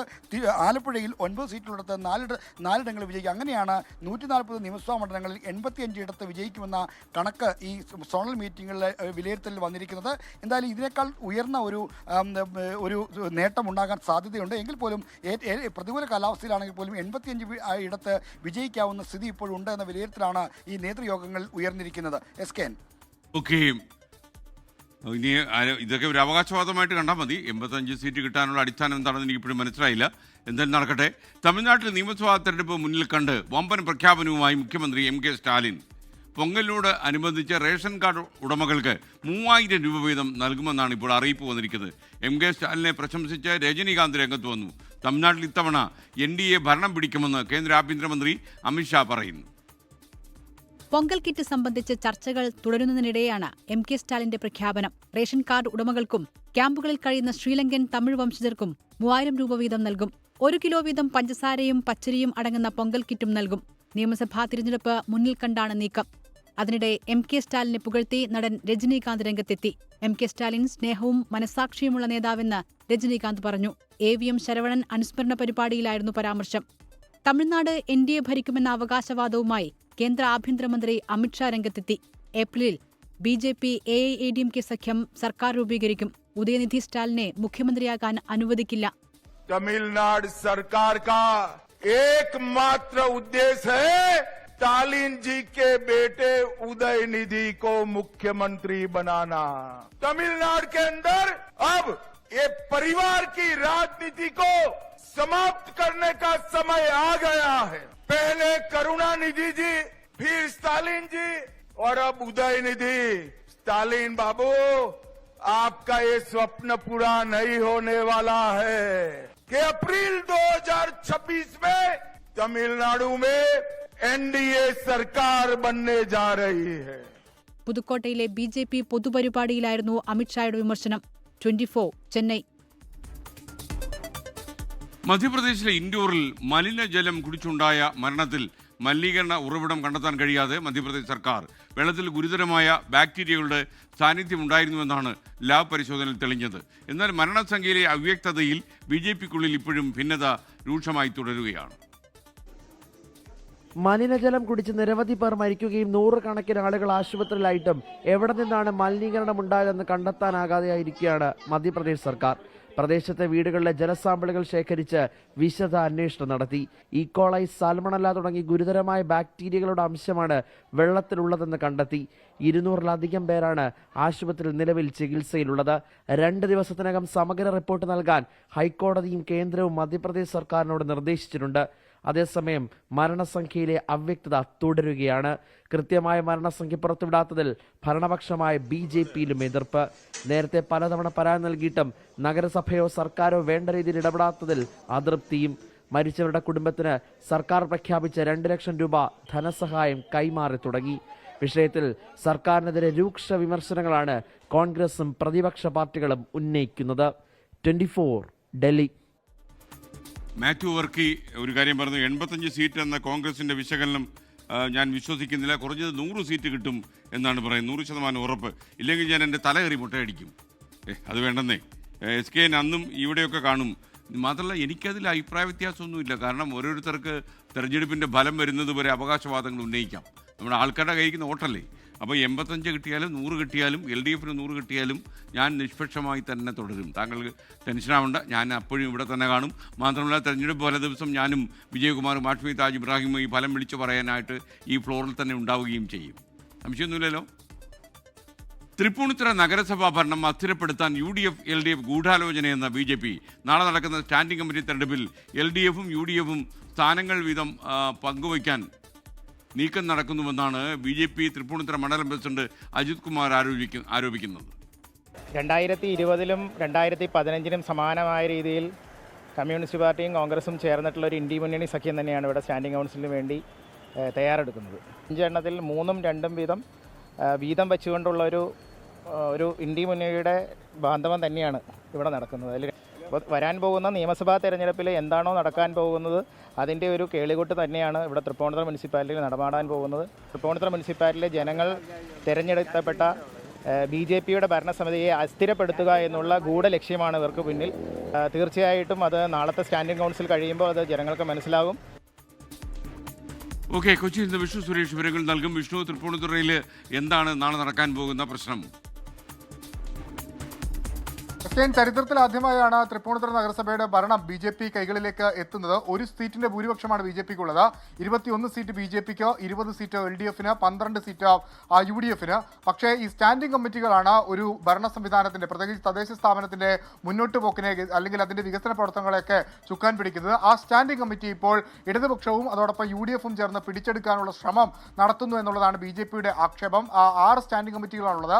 അതിലൊരെണ്ണം ഇതിനോടകം തന്നെ ധനകാര്യ സ്റ്റാൻഡിംഗ് കമ്മിറ്റി ചെയർപേഴ്സൺ, വൈസ് ചെയർമാനാണ് എത്തേണ്ടത്. BJPക്ക് തന്നെ കിട്ടും. പക്ഷേ ബാക്കി 5 എണ്ണത്തിൽ 3-2 എന്ന രീതിയിൽ വീതം വെപ്പിച്ചെടുക്കാനുള്ള തീരുമാനത്തിലേക്ക് UDFും LDFും പോയിട്ടുണ്ട്. അതുമായി ബന്ധപ്പെട്ടുള്ള ചർച്ചകൾ നടന്നിട്ടുണ്ട്. അത് നാളെ അറിയാം എന്നാണ് BJP ആരോപിക്കുന്നത്. തൃപ്പൂണിത്തുറ നിയമസഭാ തെരഞ്ഞെടുപ്പിൽ അടക്കം വരാൻ പോകുന്ന അവിശുദ്ധ കൂട്ടുകെട്ടാണ് ഇപ്പോൾ തൃപ്പൂണിത്തുറ നഗരസഭയിൽ കാണാൻ പോകുന്നത് എന്നവർ ആക്ഷേപിക്കുന്നുണ്ട്. UDFും LDFും ഈ ആക്ഷേപം തള്ളുകയാണ്. എന്താണ് സംഭവിക്കാൻ പോകുക എന്ന് നാളെ അറിയാനാകും. SK, ഇനി ഈ മണിക്കൂർ വരുന്ന ഏറ്റവും പ്രധാനപ്പെട്ട വാർത്തകൾ ഉൾപ്പെടുത്തി ന്യൂസ് എക്സ്പ്രസ് ആരംഭിക്കുന്നു. UAE അബുദാബിയിൽ വാഹനാപകടത്തിൽ 4 മലയാളികൾ മരിച്ചു. മരിച്ചവരിൽ കോഴിക്കോട് വടകര സ്വദേശികളായ 3 കുട്ടികളും. മാതാപിതാക്കൾ പരിക്കേറ്റ ചികിത്സയിൽ. മരിച്ച 4-മത്തെയാൾ മലപ്പുറം ചമ്രവട്ടം സ്വദേശി Bushara. 24 prime time breaking. Thiruvananthapuram RCCയിലെ നിയമന ക്രമക്കേടിൽ ചീഫ് നഴ്സിംഗ് ഓഫീസർ ശ്രീലേഖ ആറിനെതിരെ ഗുരുതരമായ വെളിപ്പെടുത്തൽ. ആദ്യ റാങ്കിൽ ലഭിച്ചവർക്ക് ചോദ്യങ്ങൾ ചോർത്തി നൽകിയെന്ന് ഉദ്യോഗാർത്ഥി 24നോട്. ഇങ്ങനെ ഇതിനെക്കുറിച്ചിട്ടുള്ള എക്സാമുകളെ കുറിച്ചുള്ള ടോപ്പിക്കുകളെ കുറിച്ചുള്ള വിവരങ്ങളെ കുറിച്ചും ഈ റാങ്കിൽ ഇടം നേടിയിട്ടുള്ളവർക്ക് CNO നേരത്തെ നിർദ്ദേശങ്ങൾ നൽകിയിട്ടുണ്ടെന്നുള്ളതിനെ കുറിച്ചും അറിയാൻ കഴിഞ്ഞിട്ടുണ്ട്. എഴുത്തു പരീക്ഷയുടെയും അഭിമുഖത്തിന്റെയും പൂർണ്ണ നിയന്ത്രണം ചീഫ് നഴ്സിംഗ് ഓഫീസർക്കായിരുന്നെന്നും ഉദ്യോഗാർത്ഥി. 24 എക്സ്ക്ലൂസീവ്. ക്രൈസ്തവ സമൂഹത്തിന്റെ പിന്നാക്കാവസ്ഥ പഠിക്കാൻ നിയോഗിച്ച justice JB Koshy commission report നടപ്പാക്കാത്തതിനെതിരെ ലത്തീൻ സഭ. കേരള ലാറ്റിൻ കാത്തലിക് അസോസിയേഷൻ 3ാം ഘട്ട പ്രക്ഷോഭത്തിലേക്ക് കടക്കുന്നു. പ്രത്യേകിച്ച് പാവപ്പെട്ടവർക്ക് വളരെയേറെ ബുദ്ധിമുട്ടുള്ളൂ. ഒന്നുമില്ലാത്ത കാരണം കടലിൽ പോകാൻ പറ്റാത്ത സമയത്തൊക്കെയുള്ള ബുദ്ധിമുട്ടുന്നവർക്ക്, അതുപോലെ തന്നെ ദളിത് ക്രൈസ്തവർക്ക് സർക്കാർ അതിലെ വലിയ ചെലവില്ലാത്തതെങ്കിലും ഉടനെ നടപ്പാക്കുമെന്നാണ് പ്രതീക്ഷിക്കുന്നത്. റിപ്പോർട്ടിലെ ശുപാർശകൾ നടപ്പാക്കിയാൽ ന്യൂനപക്ഷ മേഖലയിൽ വലിയ മാറ്റമുണ്ടാകുമെന്ന് ജസ്റ്റിസ് JB കോശി 24നോട്. പാലക്കാട് ഒറ്റപ്പാലത്ത് അബദ്ധത്തിൽ സ്ഫോടക വസ്തുവിൽ ചവിട്ടിയ വിദ്യാർത്ഥിക്ക് ഗുരുതരമായി പരിക്കേറ്റു. കാലിന് പരിക്കേറ്റ 11-കാരൻ ശ്രീകർഷ് ആശുപത്രിയിൽ ചികിത്സയിലാണ്. പൊട്ടിയത് പന്നിപ്പടക്കമെന്ന സംശയം. അപകടം ഉണ്ടായത് കൂട്ടുകാർക്കൊപ്പം റോഡരികിലൂടെ നടന്നു പോകുന്നതിനിടെ. പുനർജനി പദ്ധതിയിൽ FCRA ചട്ടം ലംഘിച്ചതിന് പ്രതിപക്ഷ നേതാവ് VD സതീശിനെതിരെ CBI അന്വേഷണം വേണമെന്ന് സർക്കാരിന് വിജിലൻസിന്റെ ശുപാർശ. VD സതീശന്റെ ബാങ്ക് അക്കൗണ്ടിലേക്ക് പണം വന്നിട്ടില്ലെന്നും അഴിമതിക്ക് തെളിവില്ലെന്നും സെപ്റ്റംബറിൽ സമർപ്പിച്ച റിപ്പോർട്ട്. CBI അന്വേഷണ ശുപാർശയെ നിയമപരമായി നേരിടുമെന്ന് VD സതീശൻ.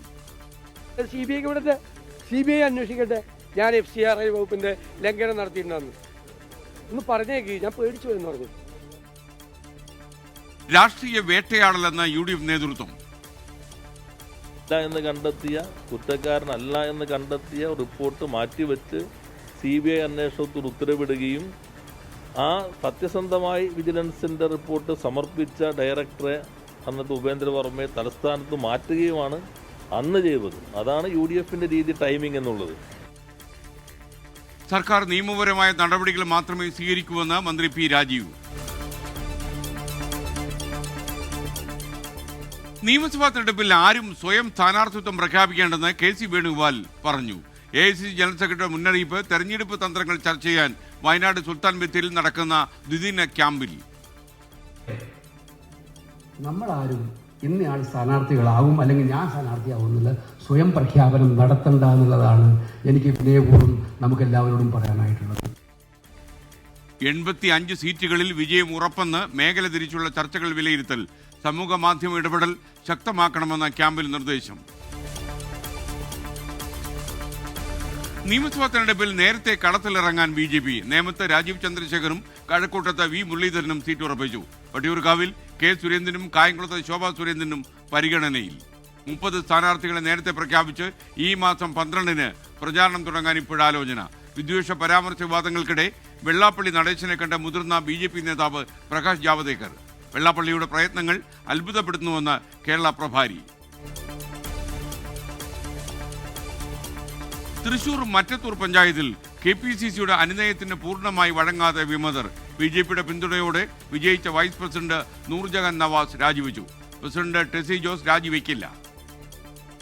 പഞ്ചായത്ത് പ്രസിഡന്റും വൈസ് പ്രസിഡന്റും രാജിവെക്കണമെന്നാണ് KPCC ആവശ്യപ്പെട്ടിരിക്കുന്നത്. പ്രസിഡന്റിനെ സംബന്ധിച്ച് അവർ ഒരു സ്വതന്ത്ര സ്ഥാനാർത്ഥിയായാണ് മത്സരിച്ചത്. അതുകൊണ്ട് തന്നെ അവരുടെ കാര്യത്തിൽ ഞങ്ങൾക്ക് പരിമിതികളുണ്ട്. സ്വതന്ത്ര അംഗമായതിനാൽ ടെസി രാജിവെക്കില്ലെന്ന് വിമത നേതാവ് TM ചന്ദ്രൻ. ഛത്തീസ്ഗഡിലെ റായ്പൂരിൽ ക്രിസ്മസ് അലങ്കാരങ്ങൾ തകർത്ത ബജറംഗ് ദൾ പ്രവർത്തകർക്ക് വൻ സ്വീകരണം. ജാമ്യത്തിലിറങ്ങിയ 6 പേരെ മാലയിട്ട് സ്വീകരിച്ചും തോളിലേറ്റിയും ആഘോഷം. ക്രൈസ്തവർക്കെതിരെ തുടരുന്ന ആക്രമണങ്ങളെ അപലപിച്ച കർദിനാൾ മാർ ജോർജ് ആലഞ്ചേരി. സൗഹാർദ്ദവും ഐക്യവും എല്ലാം പാലിച്ചു പോകാൻ ശ്രമിക്കുന്ന സമൂഹമാണ്. അതിനെ ചോദ്യം ചെയ്യുന്ന രീതിയിലാണ് ഈ സംഭവങ്ങൾ നടക്കുന്നത്. അപ്പോൾ രാജ്യത്തിന്റെ ഭരണാധികാരികൾ തീർച്ചയായിട്ടും അതിനുവേണ്ട നടപടികൾ എടുത്ത് അവയെ നിയന്ത്രണത്തിൽ കൊണ്ടുവരുന്നതായിരിക്കും നമുക്ക് പ്രത്യാശയുണ്ട്. മതസൗഹാർദ്ദം തകർക്കുന്നവരെ ഭരണാധികാരികൾ തടയണമെന്ന് കർദിനാൾ ആവശ്യപ്പെട്ടു. അമേരിക്കൻ അട്ടിമറിയിലൂടെ പുറത്താക്കപ്പെട്ട വെനസ്വേലിയൻ പ്രസിഡന്റ് നിക്കോളാസ് മഡൂറോയെയും ഭാര്യ സിലിയെയും ന്യൂയോർക്ക് ജയിലിൽ ചോദ്യം ചെയ്യുന്നു. വിചാരണ നടപടികൾ ഉടൻ ആരംഭിക്കും. വെനസ്വേലയുടെ ആക്ടിംഗ് പ്രസിഡന്റായി വൈസ് പ്രസിഡന്റ് ഡെൽസി റോഡ്രിഗസ് ചുമതലയേറ്റു. അമേരിക്കൻ നടപടിയിൽ ആശങ്ക അറിയിച്ച ഇന്ത്യ അമേരിക്കൻ ആക്രമണത്തെ വിമർശിച്ച മാർപ്പാപ്പ മനുഷ്യാവകാശങ്ങൾ സംരക്ഷിക്കപ്പെടണമെന്നും ലിയോ 14 മാർപ്പാപ്പ പറഞ്ഞു. നിയമസഭാ തെരഞ്ഞെടുപ്പ് അടുത്തിരിക്കെ പൊങ്കൽ സമ്മാനവുമായി തമിഴ്നാട് സർക്കാർ. എല്ലാ റേഷൻ കാർഡ് ഉടമകൾക്കും 3000 രൂപ വീതം നൽകും. ക്യാമ്പിൽ കഴിയുന്ന ശ്രീലങ്കൻ തമിഴ് വംശജർക്കും ഈ സഹായമെത്തും. മുഖ്യമന്ത്രി MK സ്റ്റാലിനെ പ്രശംസിച്ച നടൻ രജനീകാന്ത്. അടുത്ത നിയമസഭാ തെരഞ്ഞെടുപ്പിൽ BJP AIADMK സഖ്യം അധികാരത്തിൽ വരുമെന്ന് കേന്ദ്ര ആഭ്യന്തരമന്ത്രി അമിത്ഷാ അവകാശപ്പെട്ടു. പാലയിൽ ജോസ് കെ മാണി മാണി സി കാപ്പൻ മത്സരത്തിന് കളമൊരുങ്ങുന്നു. പാലായിൽ ഇത്തവണയും മത്സരിക്കുമെന്ന് മാണി സി കാപ്പൻ 24നോട്. പാലായിൽ മത്സരിക്കാനുണ്ടാവും, അതിന് യാതൊരു തർക്കവുമില്ല. ആ കാര്യത്തിൽ ജോസ് കെ മാണി വരുമോ വരാതിരിക്കുമോ എനിക്കൊരു വിഷയമല്ല, അത് നമ്മളെ സംബന്ധിച്ചൊരു പ്രശ്നമേ അല്ല. പാല എന്നും സ്വന്തമെന്ന് ജോസ് കെ മാണി. CPM നേതാക്കന്മാർ പറഞ്ഞിരുന്നു 13ാമത്തെ സീറ്റും ഈ ഒരു പ്രാവശ്യം മാത്രമാണ് ഞങ്ങൾ എടുക്കുന്നത്, അടുത്ത പ്രാവശ്യം ഉണ്ടാവും എന്നുള്ളത്. തീർച്ചയായിട്ടും അതുണ്ടാവും. പാലായെ സംബന്ധിച്ചോളം പാല നമ്മുടെ സ്വന്തമാണ്. ബാക്കി കാര്യങ്ങൾ പാർട്ടി തീരുമാനിക്കും. പാലക്കാട് കോങ്ങാട് സീറ്റിൽ മത്സരിക്കാൻ ഇല്ലെന്ന് സംസ്ഥാന നേതൃത്വത്തോട് മുസ്ലിം ലീഗ് ജില്ലാ ഘടകം. പട്ടാമ്പി സീറ്റ് വേണമെന്ന ആവശ്യം.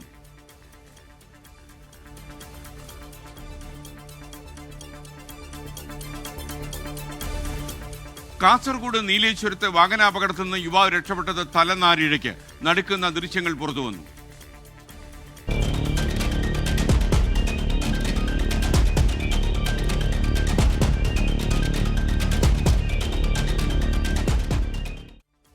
കക്കാടംപൊയിലിൽ ബസ് അപകടമുണ്ടായി. നിരവധി ആളുകൾക്ക് പരിക്കേറ്റു. അപകടത്തിൽപ്പെട്ടത് തമിഴ്നാട്ടിൽ നിന്നുള്ള വിനോദസഞ്ചാരികൾ. ദേശീയപാത നിർമ്മാണത്തിനിടെ കോഴിക്കോട് അഴിയൂരിൽ സംരക്ഷണ ഭിത്തി നെടുകെ പിളർന്നു. വിള്ളൽ വീണത് ചോമ്പാൽ ബ്ലോക്ക് ഓഫീസിനും കുഞ്ഞിപ്പള്ളി അണ്ടർപാസിനും ഇടയിൽ നിർമ്മിച്ച ഭിത്തിയിൽ. ഇവിടെ മണ്ണിടൽ പ്രവൃത്തിയാണ് ഇപ്പോൾ നടന്നു വരുന്നത്. ഈ മണ്ണിടൽ പ്രവൃത്തി പൂർത്തിയാകുമ്പോൾ ഈ സംരക്ഷണ ഭിത്തി തന്നെ തകർന്നു വീഴാനുള്ള സാധ്യത ഏറെയാണ്. അപകട സാധ്യതയെന്ന നാട്ടുകാർ സംരക്ഷണ ഭിത്തി പുനർനിർമ്മിക്കണമെന്ന് ആവശ്യം. തൃശൂർ റെയിൽവേ സ്റ്റേഷനിലെ പാർക്കിംഗിലുണ്ടായ തീപിടുത്തത്തിൽ ഗുരുതര സുരക്ഷാ വീഴ്ച എന്ന പോലീസ്. തീകെടുത്താനുള്ള സുരക്ഷാ ഉപകരണങ്ങൾ പ്രവർത്തനക്ഷമമല്ലായിരുന്നു എന്ന് കണ്ടെത്തൽ. പാർക്കിംഗ് പ്രവർത്തിച്ചത് അനുമതിയില്ലാതെയെന്ന് തൃശൂർ കോർപ്പറേഷൻ അധികൃതർ. വൻ തീപിടുത്തത്തിൽ കത്തിനശിച്ചത് 600ഓളം ഇരുചക്ര വാഹനങ്ങൾ. പരിവാഹൻ ആപ്പിന്റെ പേരിൽ വൻ ഓൺലൈൻ തട്ടിപ്പ്. കൊച്ചി സ്വദേശിക്ക് നഷ്ടമായത് 1.25 ലക്ഷം രൂപ. അമിത വേഗത്തിന് 500 രൂപ പിഴയടയ്ക്കണം എന്ന പേരിൽ ഫോണിലേക്ക് വന്നത് വ്യാജ സന്ദേശം. പണം നഷ്ടമായത് ലിങ്കിൽ ക്ലിക്ക് ചെയ്തതോടെ. സംസ്ഥാനത്ത് കഴിഞ്ഞ വർഷം രജിസ്റ്റർ ചെയ്തത് സമാന സ്വഭാവത്തിലുള്ള 700ഓളം പരാതികൾ.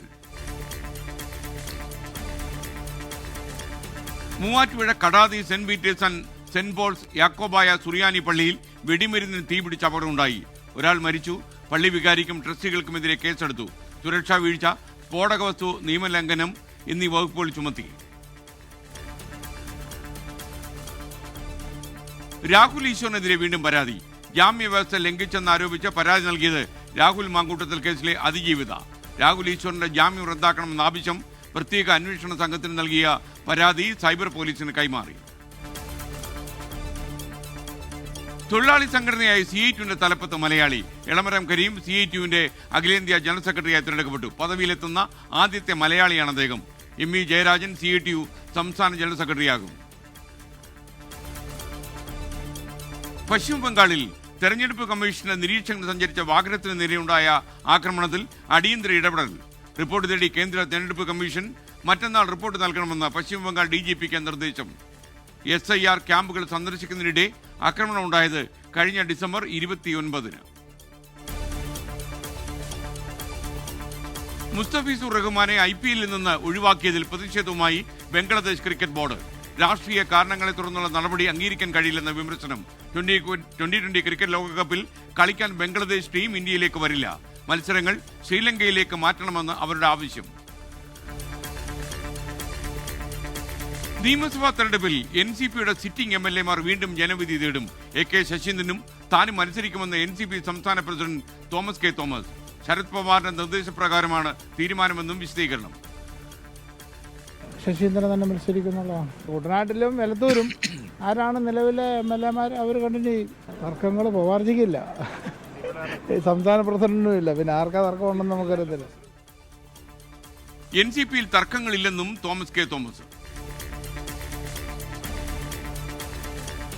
തദ്ദേശ തെരഞ്ഞെടുപ്പ് തോൽവിക്ക് കാരണം സംഘടനാ വീഴ്ചയുമെന്ന് CP യോഗത്തിൽ വിമർശനം ഉയർന്നത് CP എറണാകുളം ജില്ലാ നേതൃയോഗങ്ങളിൽ.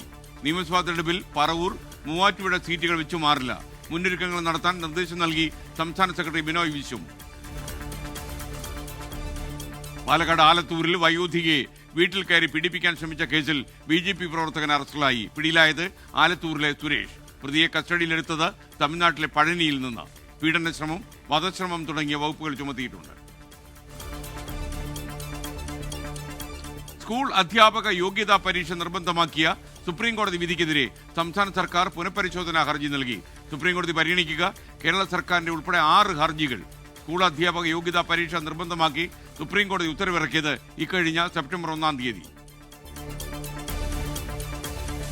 5 കൊല്ലത്തെ ഇടവേളയ്ക്ക് ശേഷം സൗദി എയർലൈൻസ് കോഴിക്കോട് കരിപ്പൂരിലേക്ക് വിമാന സർവീസ് നടത്തുന്നു. റിയാദ് കോഴിക്കോട് സെക്ടറിലേക്കുള്ള ടിക്കറ്റ് ബുക്കിംഗ് ആരംഭിച്ചു. അടുത്ത മാസം 1 തീയതി മുതൽ പുനരാരംഭിക്കുന്നത് 2020 വിമാന അപകടത്തെ തുടർന്ന് നിർത്തിവെച്ച സർവീസുകൾ. തിരുവനന്തപുരം വർക്കല പാപനാശത്ത് 2 ഓട്ടോ ഡ്രൈവേഴ്സിന് കുത്തേറ്റു. ഗുരുതരമായി പരിക്കേറ്റ ഓട്ടോ ഡ്രൈവേഴ്സായ സന്ദീപ്, സുരേഷ് എന്നിവരെ പാരിപ്പള്ളി മെഡിക്കൽ കോളേജ് ആശുപത്രിയിൽ പ്രവേശിപ്പിച്ചു. വക്കം സ്വദേശിയായ അക്രമി സുരേഷ് പിടിയിലായി. ആക്രമണം വാക്കുതർക്കത്തിന് പിന്നാലെ. മധ്യപ്രദേശിലെ ഇൻഡോറിൽ മലിനജലം കുടിച്ചുണ്ടായ മരണത്തിൽ പരിശോധന തുടരുകയാണ്. മലിനജല ഉറവിടം കണ്ടെത്താൻ കഴിയാതെ സംസ്ഥാന സർക്കാർ. വെള്ളത്തിൽ ഗുരുതര ബാക്ടീരിയകളുടെ സാന്നിധ്യമുണ്ടെന്ന ലാബ് പരിശോധനയിൽ തെളിഞ്ഞു. നിലവിൽ ആശുപത്രിയിൽ ചികിത്സയിൽ കഴിയുന്നത് 200ഓളം പേർ. വിമാനങ്ങളിൽ പവർ ബാങ്ക് ഉപയോഗം നിരോധിച്ച് directorate general of civil aviation. വിമാനത്തിനുള്ളിൽ പവർ ബാങ്കുകൾ ചാർജ് ചെയ്യുന്നതിന് വിലക്കേർപ്പെടുത്തി. സീറ്റുകളിലെ സോക്കറ്റിൽ നിന്ന് മൊബൈൽ ഫോണുകൾ ചാർജ് ചെയ്യാൻ പാടില്ലെന്നും നിർദ്ദേശം. നടപടി വിമാനയാത്രയ്ക്കിടെ ലിഥിയം ബാറ്ററികൾക്ക് തീപിടിച്ച സംഭവത്തിന്റെ പശ്ചാത്തലത്തിൽ. കർണാടകയിൽ പിഞ്ചു കുഞ്ഞിനെ ബലി കൊടുക്കാൻ ശ്രമം. 8 മാസം പ്രായമുള്ള കുഞ്ഞിനെ ബലി കൊടുക്കാൻ ശ്രമിച്ചത് സാമ്പത്തിക നേട്ടത്തിനായി. പ്രദേശവാസികൾ ഇടപെട്ടതോടെ ചൈൽഡ് ഹെൽപ്പ് ലൈൻ പ്രവർത്തകർ കുഞ്ഞിനെ രക്ഷപ്പെടുത്തി. സംഭവം ബംഗളൂരു ഹൊസക്കോട്ടയിലെ സുളിബെല്ലെ ഗ്രാമത്തിൽ. ബംഗ്ലാദേശിൽ ന്യൂനപക്ഷങ്ങൾക്കെതിരായ ആക്രമണത്തിൽ 3 പേർ കൂടി പിടിയിലായി. അറസ്റ്റിലായ 3 പേർക്കും കോക്കോൺ ചന്ദ്രദാസിന്റെ കൊലപാതകവുമായി ബന്ധമെന്ന് അന്വേഷണ ഏജൻസികൾ. മെഡിക്കൽ ഷോപ്പ് ഉടമയായ കോക്കോൺ ചന്ദ്രദാസിനെ ആക്രമിച്ചത് പുതുവത്സര തലേന്ന്. ഇതോടെ ന്യൂസ് എക്സ്പ്രസ് അവസാനിക്കുന്നു. ഇനി മറ്റു വാർത്തകൾ വിശദമായി. പുനർജനി പദ്ധതിയിൽ പ്രതിപക്ഷ നേതാവ് വി ഡി സതീശനെതിരെ CBI അന്വേഷണത്തിന് വിജിലൻസിന്റെ ശുപാർശ. വിദേശത്തു നിന്നും ഫണ്ട് പിരിച്ചതിൽ ക്രമക്കേട് CBI അന്വേഷിക്കണമെന്നാണ് ശുപാർശ. അതേസമയം വി ഡി സതീശനെതിരെ അഴിമതി നിരോധന വകുപ്പ് പ്രകാരം കേസ് നിലനിൽക്കില്ല എന്ന വിജിലൻസ് റിപ്പോർട്ടിന്റെ പകർപ്പ് 24 കിട്ടി. CBI അന്വേഷണത്തിൽ മുഖ്യമന്ത്രിയുടെ നിലപാട് നിർണായകം. 1 വർഷം മുമ്പാണ് യോഗേഷ് ഗുപ്ത വിജിലൻസ് ഡയറക്ടറായിരിക്കെ ശുപാർശകളടങ്ങിയ റിപ്പോർട്ട് മുഖ്യമന്ത്രിക്ക് കൈമാറിയത്. പുനർജനി പദ്ധതിയുടെ പേരിൽ വിദേശത്തു നിന്നും ഫണ്ട് പിരിച്ചതിൽ FCRA നിയമത്തിന്റെ ലംഘനമുണ്ടെന്നാണ് വിജിലൻസ് കണ്ടെത്തൽ. സ്വകാര്യ സന്ദർശനത്തിനായി കേന്ദ്ര സർക്കാരിൽ നിന്നും അനുമതി നേടിയ ശേഷം വിദേശത്ത് പോയി ഫണ്ട് സ്വരൂപിച്ചതും അത് കേരളത്തിലെ അക്കൗണ്ടിലേക്ക് എത്തിച്ചതിലും നിയമലംഘനമുണ്ടെന്ന് വിജിലൻസ് ശുപാർശയിൽ പറയുന്നു.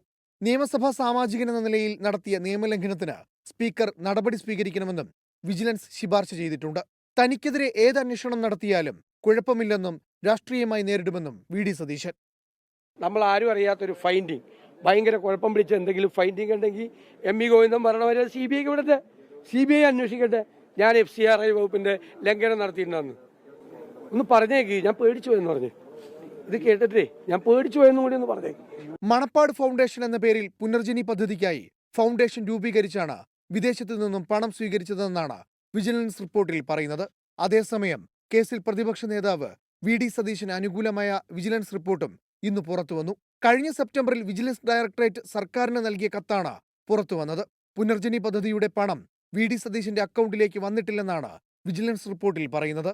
സ്പീക്കറുടെ വിശദീകരണ കത്തിന് നൽകിയ മറുപടിയിലാണ് വി ഡി സതീശന് വിജിലൻസ് ക്ലീൻ ചിറ്റ് നൽകിയത്. സ്പീക്കറുടെ അനുമതിയില്ലാതെ വി ഡി സതീശൻ വിദേശത്ത് പോയതായി മുൻ വിജിലൻസ് ഡയറക്ടർ റിപ്പോർട്ട് നൽകിയിരുന്നു. ഇതിലാണ് ആഭ്യന്തര സെക്രട്ടറിയോട് സ്പീക്കർ വിശദീകരണം നൽകിയത്. 24 തിരുവനന്തപുരം. പ്രതിപക്ഷ നേതാവിനെതിരായ CBI അന്വേഷണ ശുപാർശയ്ക്കെതിരെ ഒറ്റക്കെട്ടായി കോൺഗ്രസ് നേതൃത്വം പ്രതികരിച്ചു. CBIയുടെ പേര് പറഞ്ഞ് വിരട്ടാൻ നോക്കേണ്ടെന്നും കുതന്ത്രത്തെ ഭയക്കുന്നില്ലെന്നുമാണ് നേതാക്കൾ പ്രതികരിച്ചത്. വിജിലൻസ് ശുപാർശയിൽ സർക്കാർ ഉചിതമായ തീരുമാനമെടുക്കുമെന്ന് CPIയും സംസ്ഥാന സെക്രട്ടറി MV ഗോവിന്ദനും പറഞ്ഞു. നിയമപരമായ നടപടികൾ മാത്രമാണ് സർക്കാർ കൈക്കൊള്ളുകയെന്ന് നിയമമന്ത്രി P രാജീവും വ്യക്തമാക്കി. ശബരിമല സ്വർണ്ണക്കൊള്ളയിലും മുൻ മന്ത്രി ആന്റണി രാജുവിനെതിരായ തൊണ്ടിമുതൽ കേസിലും മുഖം നഷ്ടപ്പെട്ടു നിൽക്കുന്ന LDFന്റെ രാഷ്ട്രീയ പ്രതിരോധമായാണ് പുനർജനി കേസിലെ CBI അന്വേഷണ ശുപാർശയെ UDF നേതൃത്വം കാണുന്നത്. 11 മാസം മുൻപ് വിജിലൻസ് നൽകിയ ശുപാർശ ലക്ഷ്യ ലീഡർഷിപ്പ് സമ്മിറ്റ് തുടങ്ങുന്ന ദിവസം തന്നെ പുറത്തുവന്നത് നിക്ഷിപ്ത താൽപര്യത്തിന് തെളിവായും കോൺഗ്രസ് കാണുന്നു. രാഷ്ട്രീയ ആയുധം എന്നതിനപ്പുറത്ത് കേസിന് ഒരു പ്രസക്തിയുമില്ലെന്നാണ് കോൺഗ്രസ് നേതാക്കളുടെ പ്രതികരണം. ഇതെല്ലാം തെരഞ്ഞെടുപ്പ് വരുമ്പോൾ കാണിക്കുന്ന ഒരു ചെപ്പടി വിദ്യകളല്ലേ, ഇതെല്ലാം ജനം മനസ്സിലാക്കൂലേ, അത്രേ ഉള്ളൂ. കേസിന് ഒരു ഗൗരവവും ഇല്ലെന്നാണ് KPCC നേതൃത്വത്തിന്റെയും നിലപാട്. ഇപ്പോൾ മുഖ്യമന്ത്രി ഏറ്റവും പൊതിഞ്ഞ് സംരക്ഷിച്ച അദ്ദേഹത്തിൻ്റെ മന്ത്രിസഭയിൽ അംഗമായിരുന്ന ഒരു വ്യക്തിക്കെതിരെ കോടതി വിധി വന്നപ്പോൾ LDFിൻ്റെ ഇത്തരത്തിലുള്ള അപജയങ്ങൾ ജനങ്ങളുടെ മുമ്പിൽ തുറന്നു കാട്ടപ്പെട്ടപ്പോൾ അതിനെയൊക്കെ ഒന്ന് വാർത്തയിൽ ഒന്ന് കവർ ചെയ്യാൻ വേണ്ടിയിട്ടുള്ള ഒരു കുതന്ത്രം മാത്രം ഇത്. ശുപാർശ പുറത്തു വന്ന സമയത്തെ ചൊല്ലിയുള്ള കോൺഗ്രസ് വിമർശനത്തിൽ ലാവ്ലിൻ കേസ് പരാമർശിച്ചായിരുന്നു മന്ത്രി P. രാജീവിന്റെ മറുപടി. 2006 ഫെബ്രുവരിയിലാണ് വിജിലൻസ് റിപ്പോർട്ട് നൽകി. ആ റിപ്പോർട്ട് ലാവലിനകത്ത് അഴിമതിയില്ല, അന്നത്തെ വൈദ്യുതി മന്ത്രിയായിരുന്ന പിണറായി വിജയൻ ഉൾപ്പെടെയുള്ള ആളുകൾ ഒരു കുറ്റവും ചെയ്തിട്ടില്ല എന്നാണ് വിജിലൻസ് റിപ്പോർട്ട് നൽകിയത്. ആ വിജിലൻസ് റിപ്പോർട്ട് നിൽക്കുമ്പോഴാണ് തെരഞ്ഞെടുപ്പിൻ്റെ നോട്ടിഫിക്കേഷൻ്റെ തൊട്ട് മുമ്പ് അവർ CBI അന്വേഷണത്തിന് വിട്ടത്. ആ ഓർമ്മ മനസ്സിലിങ്ങനെ കിടക്കുന്നതുകൊണ്ടായിരിക്കും ഈ ടൈമിംഗ് പറയുന്നത്. വിജിലൻസിന്റെ ശുപാർശയിൽ സർക്കാർ അനുകൂല നിലപാടെടുക്കുമെന്ന സൂചനയാണ് CPIM നേതൃത്വം നൽകുന്നത്. സംസ്ഥാന ഗവൺമെന്റിന്റെ ഒരു പ്രശ്നം മാത്രമല്ല, വിദേശത്തുള്ള പണം അവിടെ പോയി യോഗം ചേരാനും പണം സ്വരൂപിക്കാനൊന്നും ആർക്കും അവകാശമില്ലല്ലോ. അങ്ങനെ വന്ന കാര്യം വെച്ചുകൊണ്ട് എന്താണ് നിയമപരമായ കാര്യം എന്നുള്ളത് ഗവൺമെന്റ് ആലോചിക്കുക മാത്രമേ പറയാൻ പറ്റൂ. 24 തിരുവനന്തപുരം. തൃശൂർ റെയിൽവേ സ്റ്റേഷനിലെ പാർക്കിങ്ങിൽ ഇന്ന് വൻ തീപിടുത്തമുണ്ടായി. റെയിൽവേ പാർക്കിങ്ങിൽ നിർത്തിയിട്ട് 600ഓളം ബൈക്കുകൾ കത്തിനശിച്ചു. റെയിൽവേ ലൈനിൽ നിന്നും തീപ്പൊരി വീണ് തീ പടർന്നതാണ് എന്നാണ് പ്രാഥമികമായി ലഭിക്കുന്ന വിവരം. തീപിടുത്തം ഗുരുതര സുരക്ഷാ വീഴ്ചയെന്ന DGP രവാദ ചന്ദ്രശേഖർ ഇന്ന് പ്രതികരിക്കുകയും ചെയ്തു.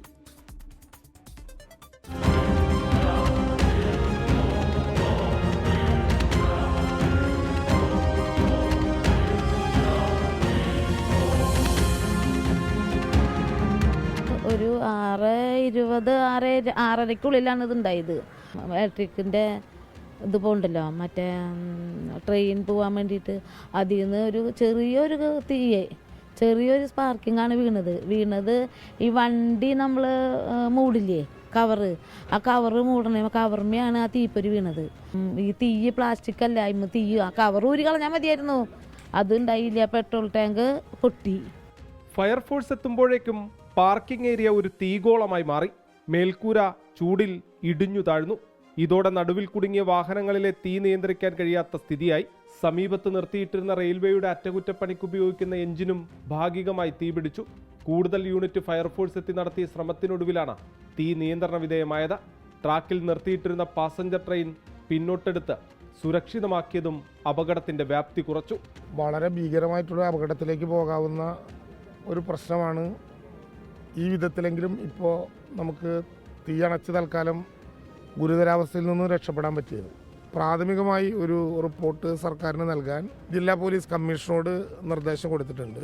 അന്വേഷണത്തിന് പ്രത്യേക സംഘത്തെ നിയോഗിച്ചെന്ന സ്ഥലത്ത് പരിശോധന നടത്തിയ ശേഷം DGP Rawada Chandrasekhar eyewitness പറഞ്ഞ കാര്യത്തിൽ അവർ പറഞ്ഞത് ഇവിടുത്തെ സ്പാർക്ക് മറ്റേ മോളിലുള്ള ഹെഡിലെ ഈ റെയിൽവേ ലൈനിന്റെ വീണ് സ്പാർക്ക് പറഞ്ഞതാണ്. അതിന്റെ കാര്യങ്ങളും അന്വേഷണ ഭാഗമായിട്ട് മുന്നോട്ട് കൊണ്ടുപോകുന്ന തെളിവെടുപ്പെടുത്തിയേക്കുന്നതൊക്കെ. ബൈക്കിന് മുകളിൽ റെയിൽവേയുടെ വൈദ്യുതി ലൈനിൽ നിന്നുള്ള തീപ്പൊരി വീണതാണ് അപകടത്തിനിടയാക്കിയതെന്ന ജീവനക്കാരുടെ വാദം റെയിൽവേ തള്ളി. റെയിൽവേയും ആഭ്യന്തര അന്വേഷണം ആരംഭിച്ചിട്ടുണ്ട്. കോർപ്പറേഷന്റെ അനുമതിയില്ലാതെയാണ് പാർക്കിംഗ് ഏരിയ പ്രവർത്തിച്ചതെന്ന് ഡെപ്യൂട്ടി മേയർ A. പ്രസാദ്. സംഭവത്തിൽ പോലീസ് കേസെടുത്തു. 24 തൃശൂർ.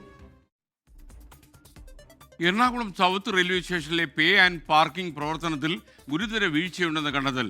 പാർക്കിംഗ് സ്ഥലത്തെ അഗ്നിരക്ഷാ ഉപകരണങ്ങൾ ഉപയോഗശൂന്യമാണ്. തീപിടുത്തമുണ്ടായാൽ ഉപയോഗിക്കാൻ കഴിയുന്ന ഒറ്റ ഉപകരണം പോലും ഈ പാർക്കിംഗ് സ്ഥലത്ത് പ്രവർത്തിക്കുന്നില്ല എന്നാണ് ഫയർഫോഴ്സ് നിന്ന് നടത്തിയ പരിശോധനയിൽ കണ്ടത്. പാർക്കിംഗ് സ്ഥലത്തെ സുരക്ഷ സംബന്ധിച്ച് ഫയർഫോഴ്സ് റെയിൽവേക്ക് അടിയന്തര റിപ്പോർട്ട് നൽകും. തൃശൂർ റെയിൽവേ സ്റ്റേഷൻ പാർക്കിംഗിലുണ്ടായ തീപിടുത്തത്തിന് പിന്നാലെയായിരുന്നു Ernakulam south railway station parking ഏരിയയിൽ ഫയർഫോഴ്സിന്റെ പരിശോധന. ഗുരുതരമായ വീഴ്ചയാണ് പരിശോധനയിൽ കണ്ടെത്തിയത്. 500-ലധികം ഇരുചക്ര വാഹനങ്ങളും 100ഓളം കാറുകളും പാർക്ക് ചെയ്യുന്ന സ്ഥലത്ത് ഒരു അഗ്നിരക്ഷാ ഉപകരണം പോലും പ്രവർത്തിക്കുന്നില്ല. എല്ലാം തുരുമ്പ് കയറി നശിച്ച നിലയിൽ.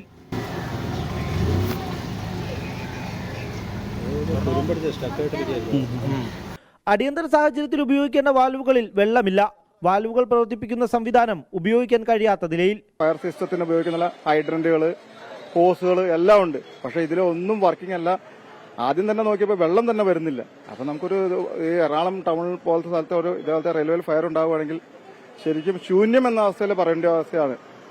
പാർക്കിംഗ് സ്ഥലത്ത് ജോലി ചെയ്യുന്ന ജീവനക്കാർക്ക് അഗ്നിരക്ഷാ ഉപകരണങ്ങൾ പ്രവർത്തിപ്പിക്കുന്നതിനുള്ള പരിശീലനം ലഭിച്ചിട്ടില്ല. വാഹനങ്ങൾ പാർക്കിംഗ് ചെയ്യുന്ന സ്ഥലങ്ങളിൽ ഫയർ എക്സ്റ്റിംഗ്വിഷർ ഉണ്ടോ, ഫയർ ഹൈഡ്രന്റ് ഉണ്ടോ, തീപിടുത്തം ഉണ്ടായാൽ പെട്ടെന്ന് അവിടെ എന്തെങ്കിലും രക്ഷാപ്രവർത്തനം നടത്താൻ സാധിക്കുമോ എന്നത് സംബന്ധിച്ച് സ്റ്റേഷനുകളിലെല്ലാം ചെക്കിംഗ് ആണ്. വിഷയത്തിൽ റെയിൽവേക്ക് അടിയന്തര റിപ്പോർട്ട് നൽകാനാണ് ഫയർഫോഴ്സിന്റെ തീരുമാനം. റാഫി കരീം, 24 കൊച്ചി. ഇനി ശബരിമല വാർത്തകൾ. ശരണം സന്നിധാനം. ശരണം സന്നിധാനം co powered by Ramesh RG നല്ലെണ്ണ. ആർജിക്കാം നല്ലൊരു പ്രാർത്ഥനാശീലം. കളർ മങ്ങാത്ത വൃത്തി. Lake roll car shampoo. തരിതരിയായ GRB നെയ്. പ്യുവർ ആണ്, അത് ഷുവർ ആണ്. Co sponsored by BLM Kerala, Tamil Nadu, Pondicherry. Sabarimala സന്നിധാനത്ത് വൻ ഭക്തജന തിരക്കാണ് അനുഭവപ്പെട്ടത്. ഇന്ന് വൈകുന്നേരം 8 മണിവരെ ദർശനം നടത്തിയ ഭക്തരുടെ എണ്ണം 75,000 പിന്നിട്ടു. പമ്പയിൽ നിന്നും മരക്കൂട്ടത്തു നിന്നും നിയന്ത്രണങ്ങളോടെ ഭക്തരെ കടത്തിവിടുകയാണിപ്പോൾ. മകരവിളക്ക് പ്രമാണിച്ച് ഭക്തരുടെ എണ്ണത്തിൽ ഇനിയും വർധന ഉണ്ടാകുമെന്നാണ് കണക്കുകൂട്ടുന്നത്. പമ്പയിൽ മകരവിളക്ക് ഒരുക്കത്തിൻ്റെ ഭാഗമായി ഗതാഗത വകുപ്പ് മന്ത്രി KB ഗണേഷ് കുമാറിൻ്റെ നേതൃത്വത്തിൽ ഇന്ന് അവലോകന യോഗം ചേർന്നു. മകരവിളക്കിന് KSRTC സ്പെഷ്യൽ സർവീസ് നടത്തുന്ന അടക്കമുള്ള കാര്യങ്ങൾ യോഗത്തിൽ ചർച്ച ചെയ്തു. CPM കേന്ദ്ര കമ്മിറ്റി അംഗം എളമരം കരീം CITU ദേശീയ ജനറൽ സെക്രട്ടറിയായി തിരഞ്ഞെടുക്കപ്പെട്ടു. CITU ജനറൽ സെക്രട്ടറിയാകുന്ന ആദ്യത്തെ മലയാളിയാണ് എളമരം കരീം. എളമരം കരീമിന് പകരം MP ജയരാജൻ CITUവിൻ്റെ സംസ്ഥാന സെക്രട്ടറിയാകും എന്നും വിവരം. വിശാഖപട്ടണത്ത് നടക്കുന്ന 18ാം CITU അഖിലേന്ത്യാ സമ്മേളനമാണ് എളമരം കരീമിനെ ദേശീയ ജനറൽ സെക്രട്ടറിയായി തിരഞ്ഞെടുത്തത്. ഇതോടെ E ബാലാനന്ദന് ശേഷം ഈ പദവിയിലെത്തുന്ന കേരളത്തിൽ നിന്നുള്ള ആദ്യ നേതാവാകും എളമരം കരീം. നിലവിൽ CITU സംസ്ഥാന സെക്രട്ടറിയായ എളമരം കരീം CPIM കേന്ദ്ര കമ്മിറ്റി അംഗവുമാണ്. പശ്ചിമബംഗാളിൽ നിന്നുള്ള സുദീപ് ദത്തയാണ് അഖിലേന്ത്യാ പ്രസിഡന്റ്. KN ഗോപിനാഥാണ് കേരളത്തിൽ നിന്നുള്ള പുതിയ അഖിലേന്ത്യാ സെക്രട്ടറി. എളമരം ദേശീയ തലത്തിലെത്തിയതോടെ CPIM സംസ്ഥാന സെക്രട്ടേറിയറ്റ് അംഗമായ MP ജയരാജൻ CITU സംസ്ഥാന സെക്രട്ടറിയാകും. VS അച്യുതാനന്ദൻ സർക്കാരിന്റെ കാലത്ത് വ്യവസായ മന്ത്രിയായിരുന്നു എളമരം കരീം. പിന്നീട് CITU ചുമതലകളിലേക്ക് മാറുകയായിരുന്നു. CPIM ജനറൽ സെക്രട്ടറിക്ക് പിന്നാലെ CITU ദേശീയ നേതൃസ്ഥാനത്തേക്കും മലയാളി എത്തുന്നു എന്ന പ്രത്യേകത കൂടിയുണ്ട്. 5 ദിവസം നീണ്ടുനിന്ന അഖിലേന്ത്യാ സമ്മേളനം തൊഴിലാളി മഹാറാലിയോടെ ഇന്ന് സമാപിക്കും. 24 തിരുവനന്തപുരം. 5 കൊല്ലത്തെ ഇടവേളയ്ക്ക് ശേഷം സൗദി എയർലൈൻസ് വീണ്ടും കോഴിക്കോട് കരിപ്പൂരിലേക്ക് വിമാന സർവീസ് നടത്തുന്നു. 2020 വിമാന അപകടത്തെ തുടർന്ന് നിർത്തിവെച്ച സർവീസുകൾ അടുത്ത മാസം 1-ാം തീയതി മുതൽ പുനരാരംഭിക്കുകയാണ്. റിയാദ് കോഴിക്കോട് സെക്ടറിലേക്കുള്ള ടിക്കറ്റ് ബുക്കിംഗ് ആരംഭിച്ചു കഴിഞ്ഞു. മലബാറിലെ പ്രവാസികളുടെയും ഹജ്ജുംറ തീർത്ഥാടകരുടെയും നീണ്ട കാത്തിരിപ്പിന് വിരാമമാകുന്നു. 2020 ഓഗസ്റ്റിലുണ്ടായ വിമാനാപകടത്തെ തുടർന്ന് കരിപ്പൂരിൽ വലിയ വിമാനങ്ങൾക്ക് നിയന്ത്രണം ഏർപ്പെടുത്തിയതോടെയാണ് സൗദി എയർലൈൻസ് സർവീസ് നിർത്തിവച്ചത്. 5 വർഷത്തെ ഇടവേളയ്ക്ക് ശേഷം സൗദി എയർലൈൻസ് കരിപ്പൂരിലേക്ക് തിരിച്ചെത്തുകയാണ്. റൺവേ നിയന്ത്രണങ്ങൾ നിലനിൽക്കുന്നതിനാൽ വലിയ വിമാനങ്ങൾക്ക് പകരം ഇടത്തരം വിമാനമായ എയർബസ് A321 നിയോ സീരീസിലുള്ള വിമാനങ്ങളാണ് സൗദി എയർലൈൻസ് സർവീസിനായി ഉപയോഗിക്കുന്നത്. ഫെബ്രുവരി 1-ന് സർവീസ് ആരംഭിക്കും. സൗദി എയർലൈൻസിന്റെ വെബ്സൈറ്റിലും സിസ്റ്റത്തിലും ബുക്കിംഗ് ലഭ്യമായി തുടങ്ങി. ആദ്യഘട്ടത്തിൽ റിയാദ് കോഴിക്കോട് സെക്ടറിലാണ് സർവീസ്. ആഴ്ചയിൽ 4 സർവീസുകൾ വീതമാകും തുടക്കത്തിലുണ്ടാവുക. പിന്നീട് ഇത് ആഴ്ചയിൽ 6 സർവീസുകളായി വർദ്ധിപ്പിക്കും. പുലർച്ചെ 1:20-ന് റിയാദിൽ നിന്ന് പുറപ്പെടുന്ന വിമാനം രാവിലെ 8:35-ന് കരിപ്പൂരിലെത്തും.